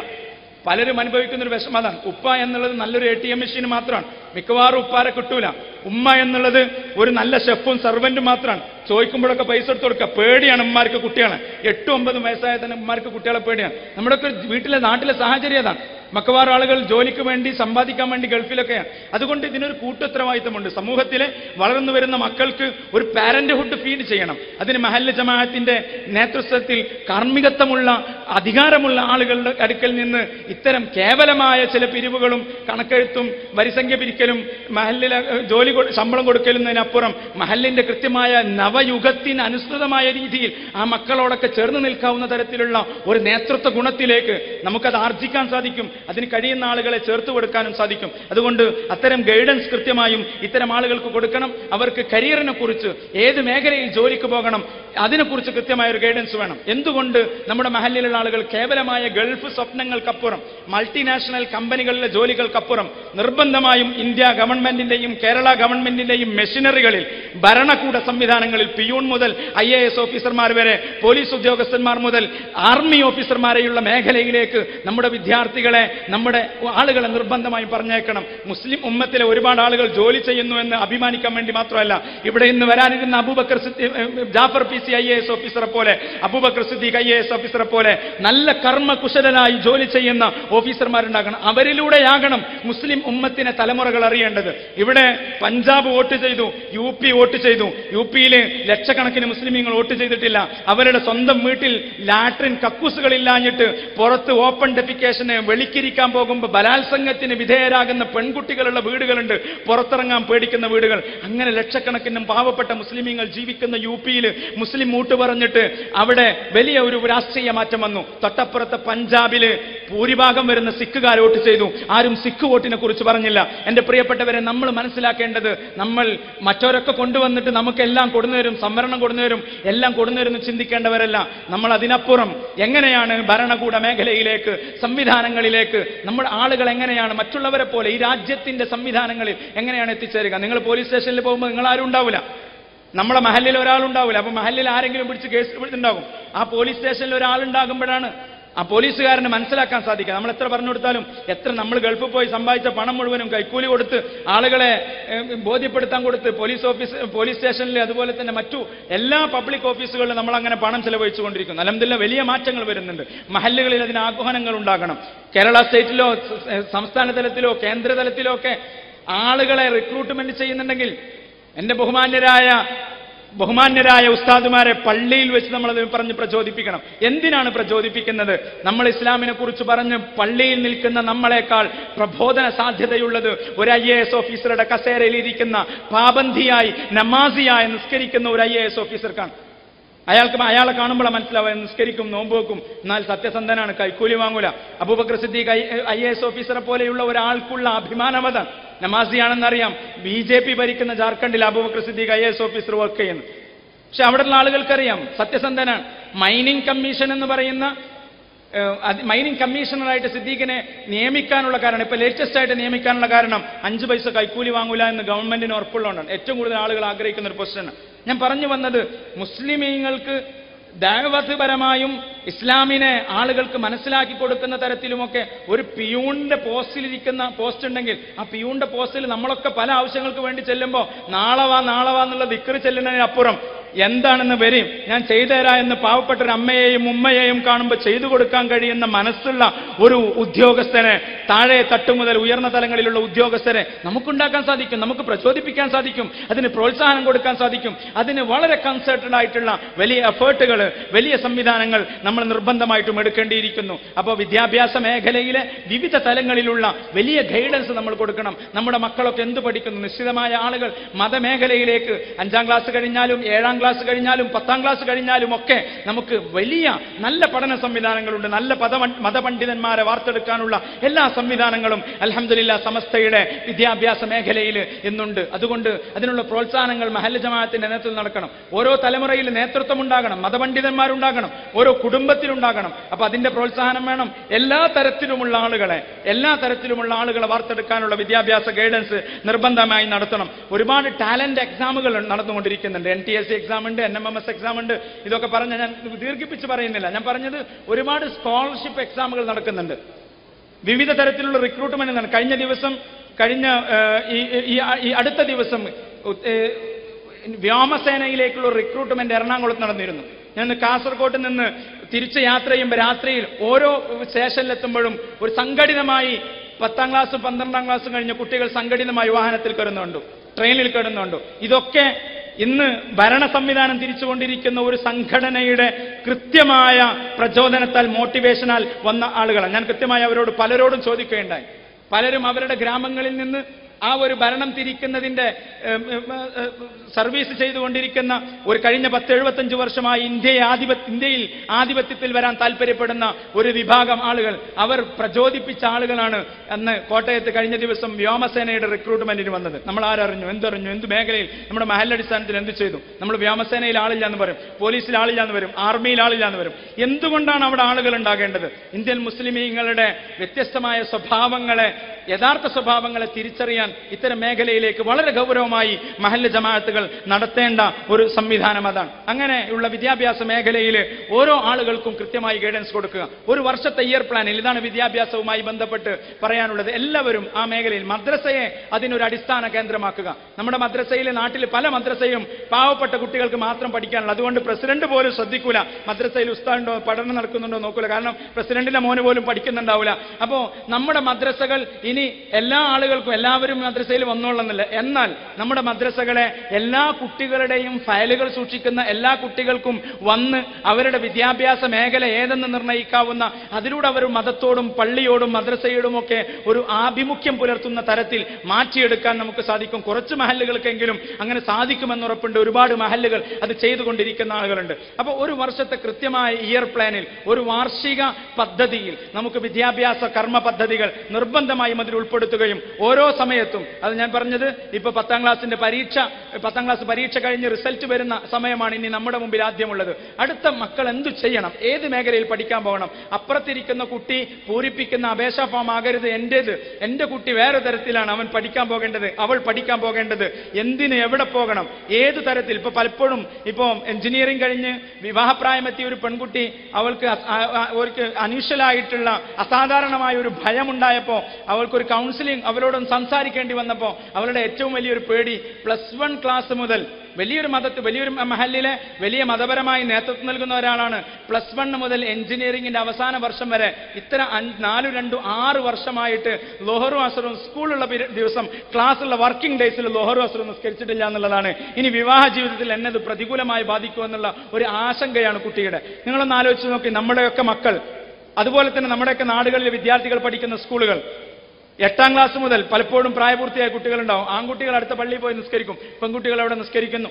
ഒരു CA അക്കാഡമി നടത്തുന്ന അതിന്റെ ഉത്തരവാദിത്തപ്പെട്ട ഒരാൾ പറഞ്ഞത്, ഒരുപാട് മാപ്പിളാര് പെൺകുട്ടികളെ ചേർക്കാൻ കൊണ്ടുവന്നു, ഒരു ഉമ്മയും ഒരു ഉപ്പയും ചോദിച്ചില്ല, നിസ്കരിക്കാൻ സൗകര്യമുണ്ടോ എന്ന് ചോദിച്ചില്ല എന്നാണ് അയാൾ പരാതി പറഞ്ഞത്. ഞാൻ പറയുന്നത്, നമ്മൾ ഇതൊക്കെ പരിഗണിക്കണം. നമ്മൾ വലിയ സ്കൂളിലേക്ക് പോകുമ്പോൾ അവിടെ ഏത് തരത്തിലാണ് അവരെ മൂല്യങ്ങളോട് പൊരുത്തപ്പെടുന്നത്? നിസ്കാരം ഒഴിവാക്കേണ്ടി വരും. പല മഹല്ലുകളിലും നമ്മുടെ ഒന്ന് മഹല്ല് ജമാഅത്ത് പള്ളി നന്നാക്കാൻ, മദ്രസ നന്നാക്കാൻ, പുതിയ സൗധങ്ങൾ എടുക്കാൻ ഒക്കെ ഒരുപാട് പൈസ ചെലവാക്കിയിട്ടുണ്ടാകും. ആ സ്കൂളിനടുത്ത് ഒരു നിസ്കാര റൂം സൗകര്യം ചെയ്യാൻ ഇന്ന് ഒരുപാട് ആളുകൾക്ക് നിസ്കാര റൂം സൗകര്യം. ഇത് വിദ്യാഭ്യാസ മേഖലയിൽ അനുഭവിക്കുന്ന ഒരു പ്രതിസന്ധിയാണ്. നിങ്ങൾ മഹല്ല് ജമാഅത്തിലെ ഉത്തരവാദിത്തപ്പെട്ട ആളുകൾ തൊട്ടടുത്ത സ്കൂളുകളിലെ ആ സംവിധാനങ്ങളെ കുറിച്ചൊന്ന് ഗൗരവമായി ആലോചിക്കണം. പലപ്പോഴും അവിടെ ഒന്ന് സംസാരിച്ചാൽ, അധ്യാപകരോട് സംസാരിച്ചാൽ, പ്രിൻസിപ്പളിനോട് സംസാരിച്ചാൽ ചെയ്തു കൊടുക്കും. ആരും ചോദിച്ചിട്ടുണ്ടാവില്ല. നമുക്കാർക്കും, നമ്മുടെ രക്ഷിതാക്കൾക്കാർക്കും ആ വിഷയത്തിൽ ആകുലത വന്നിട്ടുണ്ടാവില്ല. അപ്പോൾ ഇങ്ങനെ വിദ്യാഭ്യാസ പ്രക്രിയയിൽ അത് കഴിഞ്ഞ് 10ാം ക്ലാസ് തുടങ്ങുമ്പോൾ അവരെ വിളിക്കുക. പരീക്ഷയുടെ മുമ്പ് എങ്ങനെയാണ് പരീക്ഷ ടെൻഷൻ? ഒരുപാട് കുട്ടികൾ ടെൻഷൻ അനുഭവിക്കുന്നവരാണ്. മാത്രമല്ല, കൃത്യമായി ഒരു വർഷത്തിന്റെ ഇയർ പ്ലാനിൽ നമ്മൾ ഉൾപ്പെടുത്തേണ്ട ഒരുപാട് കാര്യങ്ങളുണ്ട്. നമ്മുടെ കുട്ടികൾക്കൊക്കെ നമ്മുടെ മതപഠന സംവിധാനങ്ങളൊക്കെ കൊടുക്കുന്നു. എന്നാലും നിശ്ചിത പ്രായങ്ങളിലെത്തുമ്പോൾ കുട്ടികളുടെ ഭാഷയിൽ അവർക്ക് രസകരമായി ദീനിനെ പറഞ്ഞു കൊടുക്കാവുന്ന വർഷത്തിൽ ഒരു ക്ലാസ്സെങ്കിലും കുട്ടികളുടെ ഇസ്ലാം ഫോർ കിഡ്സ് എന്ന് പറഞ്ഞ് യൂറോപ്പിലെ അമേരിക്കക്കാരൊക്കെ കുട്ടികൾക്ക് എങ്ങനെയാണ് ദീന് പറഞ്ഞു കൊടുക്കേണ്ടതെന്ന് പറയുന്നുണ്ട്. നമ്മുടെ കുട്ടികൾ പലപ്പോഴും ചെറുപ്പം മുതലേ ദീനിനെ വെറുക്കുന്നുണ്ട്. പല പള്ളികളിൽ നിങ്ങൾ വിദേശത്ത് പോയൊക്കെയാൽ കുട്ടികൾക്ക് കളിക്കാൻ സൗകര്യം ഉണ്ടാകും. കുട്ടികളെ കൃത്യമായി നല്ല രീതിയിൽ, നമ്മുടെ ഒരു കുട്ടി 10-16 വയസ്സായ കുട്ടികളുടെ ക്യാമ്പിൽ പോയപ്പോൾ ഒരു കുട്ടി വിഷമത്തോടെ പറഞ്ഞത്, ഞാൻ 6ാം ക്ലാസ് കഴിഞ്ഞിട്ട് പിന്നെ 6ാം വയസ്സിൽ പള്ളിയിൽ പോയതാ, പിന്നെ പോയിട്ടില്ല.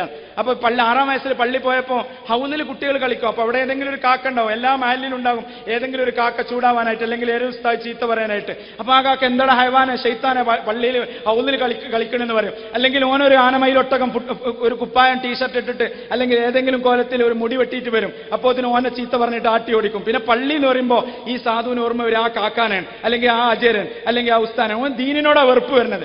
ഇങ്ങനെ കുട്ടികൾക്ക് അനുസൃതമല്ലാത്ത, ചൈൽഡ് ഫ്രണ്ട്ലി അല്ലാത്ത പള്ളികളും മദ്രസകളും മഹല്ല് സംവിധാനങ്ങളും കുട്ടികളെ അടിച്ചോടിക്കാൻ, കുട്ടികളോട് എണീക്കറോടുന്ന് മറ്റാൾക്ക് സൗകര്യം ചെയ്തു കൊടുക്കുമെന്ന് പറയാൻ. ഒരു വലിയ ആൾ ഒരു കുട്ടിയും കൂടി വരുമ്പോൾ നമ്മൾ വലിയ ആളോട് സലാം പറഞ്ഞിട്ട് ഇങ്ങനെ നിൽക്കും, വർത്താനം പറയും. ചെറിയ കുട്ടീനോടൊന്ന് സലാം പറയും കൂടിയും ചെയ്യൂല, ആ കുട്ടീനൊന്നും പരിഗണിക്കുക പോലും ചെയ്യൂല. ചൈൽഡ് ഫ്രണ്ട്ലി അല്ല പലപ്പോഴും. എന്തുകൊണ്ട് വളർന്നു വരുന്ന യുവതലമുറ, ന്യൂ ജനറേഷൻ പലപ്പോഴും ദീനി വിരുദ്ധമായി ചിന്തിക്കുന്നു, സ്വതന്ത്രമായി ആലോചിക്കുന്നു, നമ്മുടെ വ്യവസ്ഥകൾക്ക് സംവിധാനങ്ങൾക്ക് എതിരെ നിൽക്കുന്നു.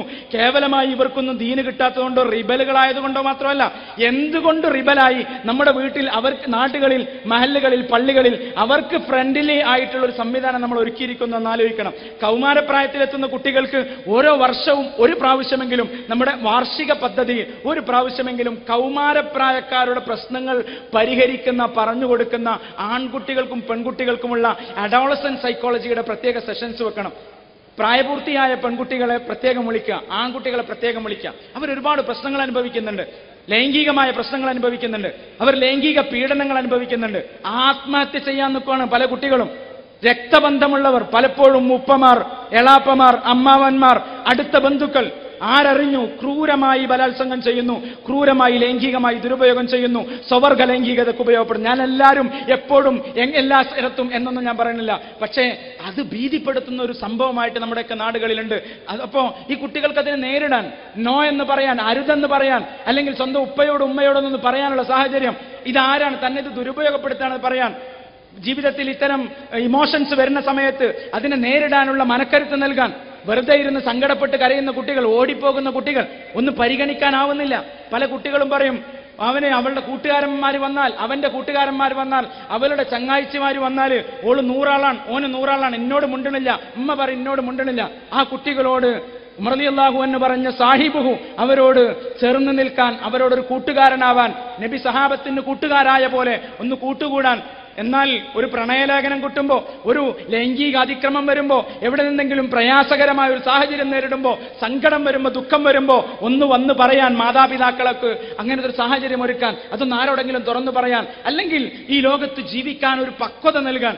8, 10, 11 വയസ്സായ കുട്ടികൾ വളരെ അശ്ലീലമായ ലൈംഗികതകൾ കാണാൻ, ചിലപ്പോൾ കാക്കാന്റെ മൊബൈലിൽ നിന്നായിരിക്കും, ചിലപ്പോൾ വാപ്പാന്റെ മൊബൈലിൽ നിന്നും ആയിരിക്കാം ചിലപ്പോൾ അശ്ലീലതകൾ കാണുന്നത്. പക്ഷേ കുട്ടികൾ കണ്ടുകൊണ്ടിരിക്കുന്നത് വളരെ വലിയ അശ്ലീലതയാണ്. അത് ബാധിക്കുന്നത് അവരുടെ കുടുംബജീവിതത്തെയാണ്. 1 മാസം കഴിഞ്ഞ് 2 മാസം കഴിഞ്ഞ് ഡൈവോഴ്സിലെത്തുന്ന ഭാര്യയെ വേണ്ട എന്ന് പറയുന്ന പുതിയൊരു വർഗം നമ്മുടെ നാട്ടിലുണ്ട്. എന്റെ പ്രിയപ്പെട്ടവരെ, പള്ളിയും മദ്രസയും മനോഹരമാക്കുന്നിടത്ത് മാത്രമല്ല, ഈ കുട്ടികൾക്ക് എങ്ങനെയാണ് ലൈംഗികത കാണണ്ട, പടച്ചോന് വേണ്ടി മാത്രമല്ല, നിങ്ങളുടെ ജീവിതത്തിനു കൂടി ലൈംഗികത നിങ്ങൾ കാണരുത്, അശ്ലീലത കാണരുത്, ബ്ലൂ ഫിലിം കാണരുത് എന്ന് പറഞ്ഞ് മനസ്സിലാക്കി കൊടുക്കാൻ, വയല് പറഞ്ഞു കൊടുത്താൽ മാത്രമല്ല, അതിന്റെ കൃത്യമായ ബോധനം നൽകാൻ ആ കുട്ടികളോട് അവരുടെ കൗമാരപ്രായത്തിന്റെ ഭയവിഹ്വലതയെയും മാറ്റങ്ങളെയും ബോധ്യപ്പെടുത്താൻ കൊടുക്കുന്ന തക്ക തരത്തിൽ അവർക്ക് അത്തരം സംവിധാനങ്ങൾ വെച്ചു കൊടുക്കണം. സോഷ്യൽ മീഡിയ ടെക്നോളജി എങ്ങനെ ഉപയോഗപ്പെടുത്തണം എന്നതിനെക്കുറിച്ച് കുട്ടികൾക്ക് മാത്രമല്ല മുഴുവൻ ആളുകൾക്ക് ഉപയോഗപ്പെടുത്താവുന്ന തരത്തിൽ. കാരണം എല്ലാവരും കണക്റ്റഡാ. പണ്ട് റക്കീബ അതീത് ഇതൊക്കെ അലൈഹിസ്സലാം എങ്ങനെ ഇതൊക്കെ റെക്കോർഡ് ചെയ്യുക, ആരാത് രൂപപ്പെടുത്താന്നൊക്കെ ആലോചിച്ചിരുന്നു. ഇന്ന് നിങ്ങൾ മൊബൈൽ ഫോണിൽ നിങ്ങൾ കണക്റ്റഡ് ആണെങ്കിൽ നിങ്ങൾ എവിടെ പോകുന്നു, ആരോട് സംസാരിക്കുന്നു, എവിടെയൊക്കെ ലൈക്ക് ചെയ്യുന്നു, എന്തൊക്കെ പറയുന്നു, ഇതെല്ലാം റെക്കോർഡാണ്. അത് വളരെ ഗൗരവമായൊരു വിഷയമാണ്. നമ്മുടെ സമൂഹമാണ്.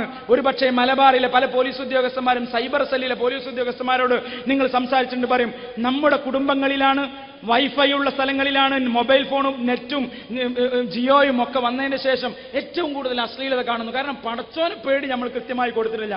പേടി എന്നതിനപ്പുറം പടച്ചോൻ എന്നുള്ള ഇഷ്ടം കൊടുത്തിട്ടില്ല, അള്ളാഹുവിന്റെ സാന്നിധ്യം കൊടുത്തിട്ടില്ല. പലരും ചോദിക്കാറുണ്ട്, നിങ്ങൾ അള്ളാഹിനെ കുറിച്ച് എത്രയാ പറഞ്ഞത് എന്ന് ചോദിക്കാറുണ്ട്. അള്ളാഹ് എന്ന ബോധമില്ല.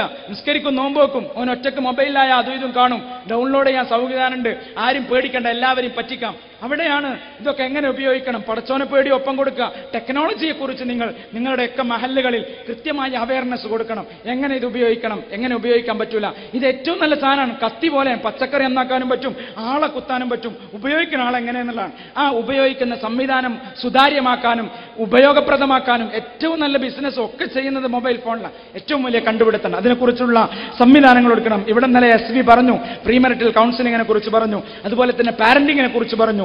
40 കുട്ടികളുടെ ടീച്ചറോട് എന്റെ കുട്ടീനെ നോക്കാഞ്ഞ് ഉസ്താദിനോട് എന്റെ മോനെ ചീത്ത പറഞ്ഞു എന്നൊക്കെ പറഞ്ഞ് നമ്മളൊക്കെ ചീത്ത പറയെങ്കിലും നമുക്കൊക്കെ മക്കളെ നോക്കാൻ പേടിയാണ്. സ്കൂൾ പൂട്ടാൻ നേരത്തുള്ള പാരന്റ്സ് മീറ്റിങ്ങിന് പോയിട്ടുണ്ടെങ്കിൽ പാരന്റ്സ് ഒക്കെ പേടിച്ചിരിക്കുക. അടുത്ത 2 മാസം കുട്ടികൾ എത്ര ക്ലാസ് പൊട്ടിക്കുമെന്ന് അറിയില്ല, കാറുമ്മ കമ്പി കൊണ്ട് വരക്കുമെന്ന് അറിയില്ല.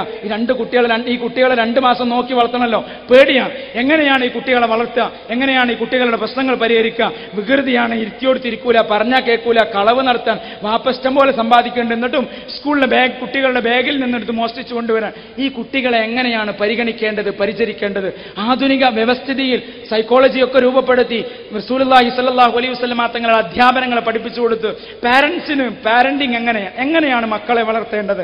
അതിലപ്പുറം ഒരു കപ്പിൾസിന്റെ ജീവിതം, കുടുംബജീവിതം എങ്ങനെയാണ്, മുത്തലാഖിനെ കുറിച്ചും തൊലാഖിനെ കുറിച്ചും ഒക്കെ പറഞ്ഞുകൊണ്ടിരിക്കുകയാണ്. പലപ്പോഴും പല കുടുംബങ്ങളും പ്രധാനമന്ത്രിനെ പറഞ്ഞ പോലെയാണ്, തൊലാഖിലൊന്നും എത്തിയിട്ടില്ല, അബാൻഡൻഡ് ആണ്, ഭാര്യനെ നോക്കണില്ല, അങ്ങോട്ട് പോണില്ല, അല്ലെങ്കിൽ വളരെ പ്രയാസകരമായ ദാമ്പത്യ ജീവിതം. എങ്ങനെ ജീവിക്കേണ്ടെന്ന് അറിയില്ല. എല്ലായിടത്തും പല കഥകളും പല സീരിയലുകളും ഇതൊക്കെ കാണാൻ. ഇപ്പൊ സ്വന്തം ജീവിതം മുന്നോട്ട് കൊണ്ടുപോകാൻ കഴിയില്ല. അതുകൊണ്ട് അതിനെക്കുറിച്ചുള്ള സംവിധാനങ്ങൾ ഉണ്ടാകണം. വാർദ്ധക്യം വലിയൊരു വിഷയമാണ്. ഞാൻ അവസാനിപ്പിക്കാൻ, വാർദ്ധക്യം വലിയൊരു വിഷയമാണ്. പുതുതായി ജെറിയാട്രിക്സ് എന്ന് പറയുന്ന വലിയൊരു ശാസ്ത്രശാഖ രൂപപ്പെട്ടിട്ടുണ്ട്. എങ്ങനെയാണ് വാർദ്ധക്യകാലം ചെലവഴിക്കേണ്ടത്? നമ്മൾ ഉസ്താദ്മാർ യുവാക്കളും ധാർമ്മിക ബോധമുള്ള വിഷയം കൊടുക്കും. എന്നിട്ട് എല്ലാ ഉസ്താദ്മാരും വന്ന് യുവാക്കളെ കുറിച്ചിട്ട് കുറെ പ്രസംഗിക്കും. അസ്സിഹത്തു വൽ ഫറാഖു എന്ന ഹദീസും പറയും. അസ്സിഹത്തു എന്ന് പറയും ആരോഗ്യഘട്ടം, ഫറാഖ് എന്ന് പറഞ്ഞതൊരു സംഗതിയാണ്. ഫറാഖ് എന്ന് പറഞ്ഞ ഒഴിവ് സമയം വലിയൊരു സംഗതിയാണ്. 45 വയസ്സായ വാപ്പാനോട് 25 വയസ്സായ മോൻ പറയും, വാപ്പ ഞാൻ അധ്വാനിക്കണ്ട, അഞ്ഞ് ജോലിക്കൊന്നും പോകണ്ട, ഞാൻ അയച്ചു തരാം. അതോടെ വാപ്പ വാർദ്ധക്യത്തിലെത്താണ്, വൃദ്ധരാവുകയാണ്. വാർദ്ധക്യം എന്ന് പറയുന്നത് ഒരു മാനസികാവസ്ഥയാണ്. അവസാന നിമിഷം വരെ എൻഗേജ് ചെയ്യാൻ സാധിക്കണം. വീട്ടിൽ സമ്പാദിക്കാൻ വേണ്ടിയിട്ടല്ല, ഭക്ഷണം കൊടുക്കാൻ വേണ്ടിയിട്ടല്ല, മനുഷ്യനൊരു എൻഗേജ്മെന്റ് ഉണ്ടാകണം. ഒഴിവ് സമയം എന്ന് പറഞ്ഞൊരു സംഗതി ഉണ്ടാവില്ല. അപ്പൊ പിന്നെ ഉസ്താദിന്റെ വലല്ലാലിയും തെറ്റാണോ, ബിസ്മില്ല ഓതിയയിൽ റഹ്മാൻ റഹീം ഓതിയത് ശരിയാണോ, അവിടെ എന്താ കാല് വെച്ചത് ശരിയാണോ, മഹല്ലിൽ എവിടെങ്കിലും കുഴപ്പമുണ്ടോ, എല്ലാ കുഴപ്പങ്ങളും നോക്കി നടന്ന് എല്ലാ പ്രശ്നങ്ങളും നോക്കി നടക്കുന്ന ഒരു വാർദ്ധക്യകാലം. പടച്ചോനെ പേടിക്കേണ്ട, ഏറ്റവും കൂടുതൽ പടച്ചോനോട് അടുക്കേണ്ട ഒരു സമയമാണല്ലോ. അവിടെ വാർദ്ധക്യം ഒരു വിഷയമായി വരുന്നു. എങ്ങനെയാണ് ഒരു ബ്യൂട്ടിഫുൾ ഓൾഡ് ഏജ് നമുക്ക് ഉണ്ടാക്കിയെടുക്കാൻ കഴിയാം? ഡോക്ടർമാർ പറയും end of life treatment, end of life treatment. ജീവിതാവസാനം ഏറ്റവും മനോഹരമായി മരണം കൊടുക്കാൻ പറ്റുന്ന ഒരു സമൂഹം നമ്മളാണ്. നമ്മൾ ICU കൊണ്ടുപോയിട്ട് മരിപ്പിക്കണത്. ICU ഇങ്ങോട്ട് കൊണ്ടുവരില്ല, മരിച്ചു കഴിഞ്ഞാൽ ഉറപ്പിക്കും. മരിച്ചു കഴിഞ്ഞിട്ട് പറഞ്ഞാൽ മതി, നോക്കാൻ വയ്യ. എല്ലാ കുട്ടികളെയും മക്കളെയും പേരക്കുട്ടികളെയൊക്കെ കണ്ടിട്ട് ഒരു മരണം കൊടുക്കാൻ പറ്റും നമുക്കാണ്. നമ്മളാണ് ഏറ്റവും മോശമായ വളരെ ഒറ്റപ്പെട്ട മരണം നമ്മുടെ സമൂഹത്തിൽ ആളുകൾക്ക് കൊടുത്തുകൊണ്ടിരിക്കുന്നത്. അതുകൊണ്ട് എൻഡ് ഓഫ് ലൈഫ് ട്രീറ്റ്മെന്റും ഓൾഡ് ഏജ് ട്രീറ്റ്മെന്റും വാർദ്ധക്യം എങ്ങനെ മനോഹരമായി ചെലവഴിക്കണം. നമ്മൾ വൃദ്ധസദനങ്ങൾക്കെതിരാണ്, എല്ലാ വേളയിലും നമ്മൾ വൃദ്ധസദനങ്ങൾക്കെതിരെ പറയാറുണ്ട്. പലപ്പോഴും എനിക്ക് തോന്നിയിട്ടുണ്ട്, ഇതെന്റെ വ്യക്തിപരമായ അഭിപ്രായമാണ്, കുറച്ച് വൃദ്ധസദനങ്ങൾ ഉണ്ടായിരുന്നെങ്കിൽ എന്ന് തോന്നിപ്പോയിട്ടുണ്ട്. പല വീട്ടിലും ഭക്ഷണം കിട്ടണില്ല, മരുന്ന് കിട്ടണില്ല, വേണമെങ്കിൽ കഴിച്ചാൽ മതി. ബാപ്പാക്ക് വാശിയാണ്, ഉമ്മാക്ക് വാശിയാണ്. ഞാൻ പറഞ്ഞിട്ടുണ്ട് മൂത്രയിക്കാൻ മുട്ടിയെ പറയണമെന്ന്, പക്ഷെ ഉമ്മ മൂത്രയിക്കും, അവിടെ തന്നെ മൂത്രയിക്കും, ബാപ്പ അവിടെ തന്നെ തുപ്പും. ഇത് സിസ്റ്റം ഹാങ്ങാണ്. ഒരു കൊല്ലമായ ആപ്പിൾ മൊബൈല് നടക്കണില്ല, പിന്നെ മനുഷ്യന്റെ സിസ്റ്റം നടക്കും. ഇതിനെക്കുറിച്ച് കൃത്യമായി ബോധവൽക്കരണം നടത്തപ്പെടണം. പ്രായമുള്ള ആളുകൾ ജീവിക്കുന്ന വീടുകളിൽ പ്രായമുള്ളവർക്ക് എങ്ങനെ വാർദ്ധക്യം മനോഹരമാക്കാമെന്നും പ്രായമുള്ള ആളുകളുടെ ഒപ്പം ജീവിക്കുന്നവർക്ക് എങ്ങനെയാണ് വൃദ്ധരോട് പെരുമാറേണ്ടതെന്നും മാ അക്രമ ഷാബുൻ ഷൈഖൻ ഹദീസും ആയത്തൊന്നും നമ്മൾ പറഞ്ഞു തരേണ്ട ആവശ്യമില്ല. പക്ഷേ ഇതൊക്കെ നമുക്ക് വയലിനുള്ളതാണ്, ഇതൊക്കെ പ്രഭാഷണം നടത്താനുള്ളതാണ്. അതിലപ്പുറം മുസ്ലിം ഉമ്മത്തിന്റെ ജീവിത രീതിയിൽ എങ്ങനെയാണ് ഇന്ന് നമ്മൾ അനുഭവിക്കുന്ന ഏറ്റവും വലിയൊരു വിഷയം അതാണ്. പലരും കൈകാര്യം ചെയ്യാൻ മടിക്കുന്ന ഒരു വിഷയം അതാണ്. അതുകൊണ്ട് വാർദ്ധക്യം വൃദ്ധരാകുന്ന ആളുകൾക്ക് അവരുടെ ജീവിതത്തെ മനോഹരമാക്കാൻ, അവർക്ക് കൃഷിയെക്കുറിച്ച് ബോധ്യപ്പെടുത്താൻ, അവർക്ക് ജീവിതത്തിന്റെ അവസാന ഘട്ടങ്ങളിൽ മക്കളെ കൊടുക്കണില്ല, പേരക്കുട്ടികളെ കൊടുക്കണില്ല. പേരക്കുട്ടിനോട് വർത്താനം പറഞ്ഞ ബാപ്പാന്റെ ഭാഷ പഠിച്ചാൽ കുട്ടി മോശമാവോ, സ്കൂളിൽ പോയിട്ട് അതേ ഭാഷ പറഞ്ഞാൽ ഷെയിമാവോ എന്നൊക്കെയുള്ള പേടിയാണ്. എന്റെ പ്രിയപ്പെട്ടവരെ, മക്കൾ പോലും പഠിക്കേണ്ടത്, മക്കൾ എന്ന് പറയുന്നത് പേരക്കുട്ടികൾ എന്നുള്ള വലിയപ്പന്മാരുടെയും വലിയമ്മമാരുടെ ഒരു അനുഗ്രഹമാണ്. ഞാനിത് മൊത്തത്തിൽ പറഞ്ഞത്, നമ്മൾ വളരെ ഗൗരവമായി സമീപിക്കേണ്ട ഒരു ഏരിയ എന്ന് പറയുന്നത് വാർദ്ധക്യമാണ്, ഓൾഡ് ഏജ് ആണ്. ജെറിയാട്രിക്സ് എന്നൊരു ശാസ്ത്രശാഖ ആ മേഖലയിൽ രൂപപ്പെടുത്തിയിട്ടുണ്ട്. ഒന്ന്, വൃദ്ധർക്ക് നല്ല ഗൈഡൻസ് കൊടുക്കുക. പ്രായമാകുന്ന ആളുകൾക്ക്, ജോലി റിട്ടയർ ചെയ്യുന്ന ആളുകൾക്ക്, ജോലി ചെയ്യാൻ കഴിയാത്ത ആളുകൾക്ക്, വീട്ടിൽ ചെറുപ്പത്തിൽ 25-ലും 30-ലൊക്കെ ചിലപ്പോൾ വൃദ്ധരാകും, ബെഡ് റിഡൻ ആകും, ശരീരം തളർന്നിട്ടുണ്ടാകും. ഇങ്ങനെ ഒരുപാട് ആളുകൾ, വൃദ്ധരായ ആളുകൾക്ക് അവർക്ക് ഫ്രണ്ട്ലി ആയ പള്ളികൾ ലോകത്ത് ഇന്നൊരു പള്ളിക്ക് അപ്രൂവൽ കൊടുക്കണമെങ്കിൽ, ഒരു സ്ഥാപനത്തിന് ബിൽഡിങ്ങിന് അപ്രൂവൽ കൊടുക്കണമെങ്കിൽ വീൽ ചെയറിൽ വരുന്ന ആളുകൾക്ക് പോകാൻ സംവിധാനം ഉണ്ടാവണം. നമ്മൾ പള്ളിയിൽ സെഫ് ശരിയാക്കും, നമ്മുടെയൊക്കെ മഹല്ലിന്റെ മുറ്റത്ത് ഗേറ്റിൽ കയറുമ്പോൾ മറ്റെല്ലാ വണ്ടികളും ഇങ്ങനെ നിർത്തിയിട്ടുണ്ടാവും. ഒരു കണ്ണാണാത്ത ആൾക്കും പ്രായമുള്ള ആൾക്കും ഉള്ളിൽ കയറാൻ പോലും പറ്റൂല. എന്നിട്ട് നമ്മൾ ഉള്ളിൽ നിന്ന് സെഫ് ശരിയാക്കുന്നുണ്ടാകും. എന്റെ പ്രിയപ്പെട്ടവരെ, ഞാൻ പറയാൻ വിചാരിച്ച വേറൊരു കാര്യം, നല്ലൊരു ട്രാഫിക് ബോധവൽക്കരണം കൊടുക്കണമെന്ന്. വലിയ ദീന്റെ ആൾക്കാരായിരിക്കും, തൊട്ട് മുന്നിൽ ഒരാൾ കുറച്ചു നേരം നിർത്തി നമ്മൾ ഓൺ അടിച്ച് സ്വീപ്പാക്കും, ഇപ്പുറത്ത് ഒരു വണ്ടി ബ്ലോക്ക് ആയിട്ടുണ്ടെങ്കിൽ അപ്പുറത്ത് കൂടെ കൊണ്ടുപോകും. നമ്മൾ എവിടെ നിന്നാണ്, വലിയ ദീന്റെ ആളായിരിക്കും, വലിയ ഉസ്താദായിരിക്കും, വലിയ ആചാരായിരിക്കും, എല്ലാമായിരിക്കും, പക്ഷെ വണ്ടി ഓടിക്കാൻ അറിയില്ല. നിരത്തിൽ നമ്മൾ മുസ്ലിമല്ല, ഓടിക്കുമ്പോൾ നമ്മൾ മുസ്ലിമല്ല. ഒരുപാട് മേഖലയിലെ കൃത്യമായി ഒരു മുസ്ലിം ഉമ്മത്ത്, നമ്മൾ പലരും മറ്റുള്ളവർ നമ്മളോട് ചോദിക്കുന്ന ഒരു ചോദ്യം, നിങ്ങൾ നിസ്കരിക്കുന്നു അള്ളാഹുവിന് വേണ്ടി, നോമ്പ് വെക്കുന്നു അള്ളാഹുവിന് വേണ്ടി, ഹജ്ജ് ചെയ്യുന്നു അള്ളാഹുവിന് വേണ്ടി, നാട്ടിൽ നിങ്ങൾ എന്ത് ചെയ്യുന്നു എന്ന് പലരും ചോദിക്കാറുണ്ട്. സമൂഹത്തോടുള്ള ഇടപാടിൽ നമ്മളെ പിക്ചർ, ഫോട്ടോ എടുത്തുകൊണ്ടിരിക്കുകയാണ്. ഒരു മുസ്ലിം എങ്ങനെ പെരുമാറുന്നു, മുസ്ലിമിന്റെ സ്വഭാവം എന്താണ്, ബസ് കയറുമ്പോൾ തിരക്കിനുണ്ടോ, ഓൻ ഉമ്മാനോട് എങ്ങനെ പെരുമാറുന്നു, ഉപ്പാനോട് എങ്ങനെ പെരുമാറുന്നു, വൃദ്ധരോട് എങ്ങനെ പെരുമാറുന്നു, ഹോസ്പിറ്റലിൽ മക്കളൊക്കെ കൂടി നിന്നിട്ട് ഇന്നാരാ വാപ്പാന്റെ അടുത്ത് നിൽക്കുക എന്നുള്ള ചർച്ച. ആർക്കും നേരല്ല, ഏത് ഓപ്പറേഷനും നടത്തിക്കോ, പൈസ തരാം, പക്ഷെ നിൽക്കാൻ നേരല്ല. മോന് മകൻ വരാണ്ട്, ഹോസ്പിറ്റലിൽ പണിയുണ്ട്, കടയിൽ പണിയുണ്ട്. നമ്മൾ വേറൊരു മുസ്ലിം ആകേണ്ടത്, സമൂഹം കാണുന്ന ഒരുപാട് മേഖലകളുണ്ട്, വിലയിരുത്തുന്ന ഒരുപാട് ആളുകളുണ്ട്, ദീനിനെ മനസ്സിലാക്കാവുന്ന ഒരുപാട് മേഖലകളുണ്ട്. ഇത്തരം സംവിധാനങ്ങളെക്കുറിച്ചും നമ്മൾ ബോധവൽക്കരണം നടത്തണം. വിശിഷ്യ ബോധവൽക്കരണം നടത്തേണ്ടത് എങ്ങനെയാണ് വാർദ്ധക്യ സഹജമായ രോഗങ്ങളെ ചികിത്സിക്കേണ്ടത്, എങ്ങനെയാണ് അതിനെ സമീപിക്കേണ്ടത്, എങ്ങനെയാണ് അവരോട് പെരുമാറേണ്ടത്. രണ്ട്, വൃദ്ധരായ ആളുകൾക്ക് നല്ല ഗൈഡൻസ് കൊടുക്കണം. പലതരത്തിൽ പെരുമാറുന്നവരുണ്ടാകാം, മക്കൾ നോക്കാം, നോക്കാതിരിക്കണം. എങ്ങനെയാണ് നല്ല രീതിയിൽ അവരോട് പെരുമാറാൻ സാധിക്കുക. ഞാൻ അവസാനിപ്പിക്കുകയാണ്. ഞാൻ പറഞ്ഞു വന്നതിന്റെ ചുരുക്കം, നമുക്ക് നല്ല ഒരു ഇയർ പ്ലാൻ, ഒരു വർഷത്തിൽ നമുക്ക് നടപ്പിലാക്കാവുന്ന കൃത്യമായ ഒരു പദ്ധതികൾ, അത് മഴക്കാലം വരുമ്പോൾ മഴക്കാല രോഗങ്ങളെക്കുറിച്ചാകാം, ആരോഗ്യത്തെക്കുറിച്ചാകാം, അത് ഒരു ജീവിത ശൈലി രോഗങ്ങളെക്കുറിച്ചും ജീവിത ശൈലികളെക്കുറിച്ചുമാകാം. ഒരു ആരോഗ്യ ബോധവൽക്കരണം നിങ്ങൾ ഹെൽത്ത് ഡിപ്പാർട്ട്മെന്റിൽ പോയാൽ അവർ വെച്ചരും. നിങ്ങൾ മഹല്ല് സംവിധാനം മദ്രസ ചെയ്തു കൊടുത്താൽ മതി. കാർഷിക വകുപ്പുമായി ബന്ധപ്പെട്ടാൽ നിങ്ങൾ അവർ വന്നിട്ട് ക്ലാസ് എടുത്തു തരും. BRCയിൽ വിദ്യാഭ്യാസ വകുപ്പുമായി ബന്ധപ്പെട്ടാൽ അവർ പ്രചോദനം നൽകി തരും. ഈ സംവിധാനമൊക്കെ നമ്മൾ കൊണ്ടുവരുന്നത് ഒക്കെ ഗവൺമെന്റ് ഒരുപാട് മേഖലയിൽ ചെയ്തുകൊണ്ടിരിക്കുന്നുണ്ട്. വില്ലേജ് ഓഫീസിൽ, കാർഷിക ഓഫീസിൽ വിത്ത് വന്നിക്കണമെങ്കിൽ, ചെടി വന്നിക്കണമെങ്കിൽ മഹല്ലിലൊന്ന് അനൗൺസ് ചെയ്യുക, ബോർഡിലൊന്ന് ഇടുക. ഒരു വർഷത്തിൽ നമ്മളൊരു പദ്ധതി തയ്യാറാക്കുക. ഇവിടെ നിന്ന് പിരിഞ്ഞു പോകുമ്പോൾ ആ ഒരു പദ്ധതികളെ കുറിച്ചുള്ള കൃത്യമായ ചിന്തകൾ നമുക്കുണ്ടാകണം. എന്തൊക്കെ നമുക്ക് ചെയ്യാം? വിദ്യാഭ്യാസ മേഖലയിൽ ആത്മീയമായി ഏതു തരത്തിലുള്ള ക്ലാസുകൾ നമ്മൾ സംഘടിപ്പിക്കണം? ആണുങ്ങൾക്ക്, പെണ്ണുങ്ങൾക്ക്, ആൺകുട്ടികൾക്ക്, പെൺകുട്ടികൾക്ക്, വിവാഹം കഴിക്കാൻ പോകുന്നവർക്ക്, വിവാഹം കഴിച്ചവർക്ക്, മക്കളുള്ളവർക്ക്, വൃദ്ധരായ ആളുകൾക്ക്, ഇങ്ങനെ ഒരു കാറ്റഗറി എടുത്തു നോക്കുക. അവർക്ക് എങ്ങനെ ചെയ്യാൻ പറ്റും? പള്ളിയിൽ നിന്ന് അനൗൺസ് ചെയ്യുന്നതിന് പകരം ലിസ്റ്റ് പ്രിപ്പയർ ചെയ്തിട്ട് പോയിട്ട് ക്ഷണിച്ച് കൊണ്ടുവരിക. എന്നിട്ട് നമ്മൾ കുറച്ചാളുകൾ, ഇതിന് ബുദ്ധിമുട്ട് എല്ലാവരും കിട്ടൂല, കുറച്ചാളുകൾ ഇങ്ങനെയൊക്കെ ശ്രമങ്ങൾ നടത്തിയാൽ നല്ല ലീഡർഷിപ്പ് കൊടുക്കാൻ സാധിക്കും. അല്ലാഹു സുബ്ഹാനഹു വ തആല മനോഹരമായ തരത്തിൽ നമുക്ക് സംവിധാനം ചെയ്തു തന്ന ഈ മഹല്ലു സംവിധാനങ്ങളെ മനോഹരമായി ഉപയോഗപ്പെടുത്താൻ തേങ്ങയിട്ട് കണക്ക് വെക്കുന്നതിനപ്പുറം, വരിസംഖ്യ വാങ്ങിയിട്ട് ശമ്പളം കൊടുക്കുന്നതിനപ്പുറം അല്ലാഹു നൽകിയ ഈ ഭരണപരമായ സംവിധാനങ്ങളെ കൃത്യമായി ഉപയോഗപ്പെടുത്താൻ അല്ലാഹു തൗഫീഖ് നൽകുമാറാകട്ടെ. ഒരു 10 സെക്കൻഡ് പറയാൻ താല്പര്യപ്പെട്ട ഒരു കാര്യം, കേരളത്തിന് പുറത്ത് നമ്മുടെ വലിയ ആവശ്യമുണ്ട്. നമ്മുടെ ഒരു മഹല്ല് ഇനിയും പള്ളി പൊളിച്ച് നന്നാക്കാൻ, ആവശ്യമില്ലാത്ത പള്ളിയാണെങ്കിൽ ഉണ്ടാക്കാതെ നിങ്ങൾ കേരളത്തിന് പുറത്തൊരു മദ്രസയോ പള്ളിയോ അവർക്ക് എന്തെങ്കിലും ചെയ്തു കൊടുക്കുകയാണെങ്കിൽ, യോഗി ആദിത്യനാഥ് ഭരിക്കാമെന്ന് വെച്ച് നിങ്ങൾ പേടിക്കേണ്ട ആവശ്യമില്ല. അവിടെയൊക്കെ എന്തെങ്കിലും ചെയ്തു കൊടുക്കുകയാണെങ്കിൽ, വിദ്യാഭ്യാസ മേഖലയിലേക്ക് അവരെ വിളിച്ചു കൊണ്ടുവരാവുന്ന എന്തെങ്കിലും പ്രവർത്തനങ്ങൾ നിങ്ങളുടെ ഏതെങ്കിലും മഹൽ ഏറ്റെടുക്കുകയാണെങ്കിൽ അതിനൊക്കെ നമ്മുടെ സംസ്ഥയുടെ സുന്നി മഹൽ ഫെഡറേഷന്റെ ഒക്കെ നേതാക്കളുമായി ബന്ധപ്പെടാവുന്നതാണ്. ഒരുപാട് കാര്യങ്ങൾ നമുക്ക് ചെയ്യാനുണ്ട്. അങ്ങനെ വൃഥാ നമ്മുടെ ജീവിതം ചെലവഴിക്കാതെ മറ്റുള്ളവർക്ക് ഉപകാരപ്രദമാവുന്ന തരത്തിൽ അഹബ്ബുന്നാസി ഇലല്ലാഹി അൻഫഉഹും ലിന്നാസി, ജനങ്ങളിൽ നിന്ന് അല്ലാഹുവിന് ഏറ്റവും ഇഷ്ടമുള്ളത് ജനങ്ങൾക്ക് ഏറ്റവും ഉപകാരപ്രദമായ ആളുകളാണ്. അങ്ങനെ ഏറ്റവും ഉപകാരപ്രദമായ നേതൃത്വമാകാൻ അല്ലാഹു തൗഫീഖ് നൽകട്ടെ. അസ്സലാമു അലൈക്കും വറഹ്മത്തുള്ളാഹി വബറകാതുഹു.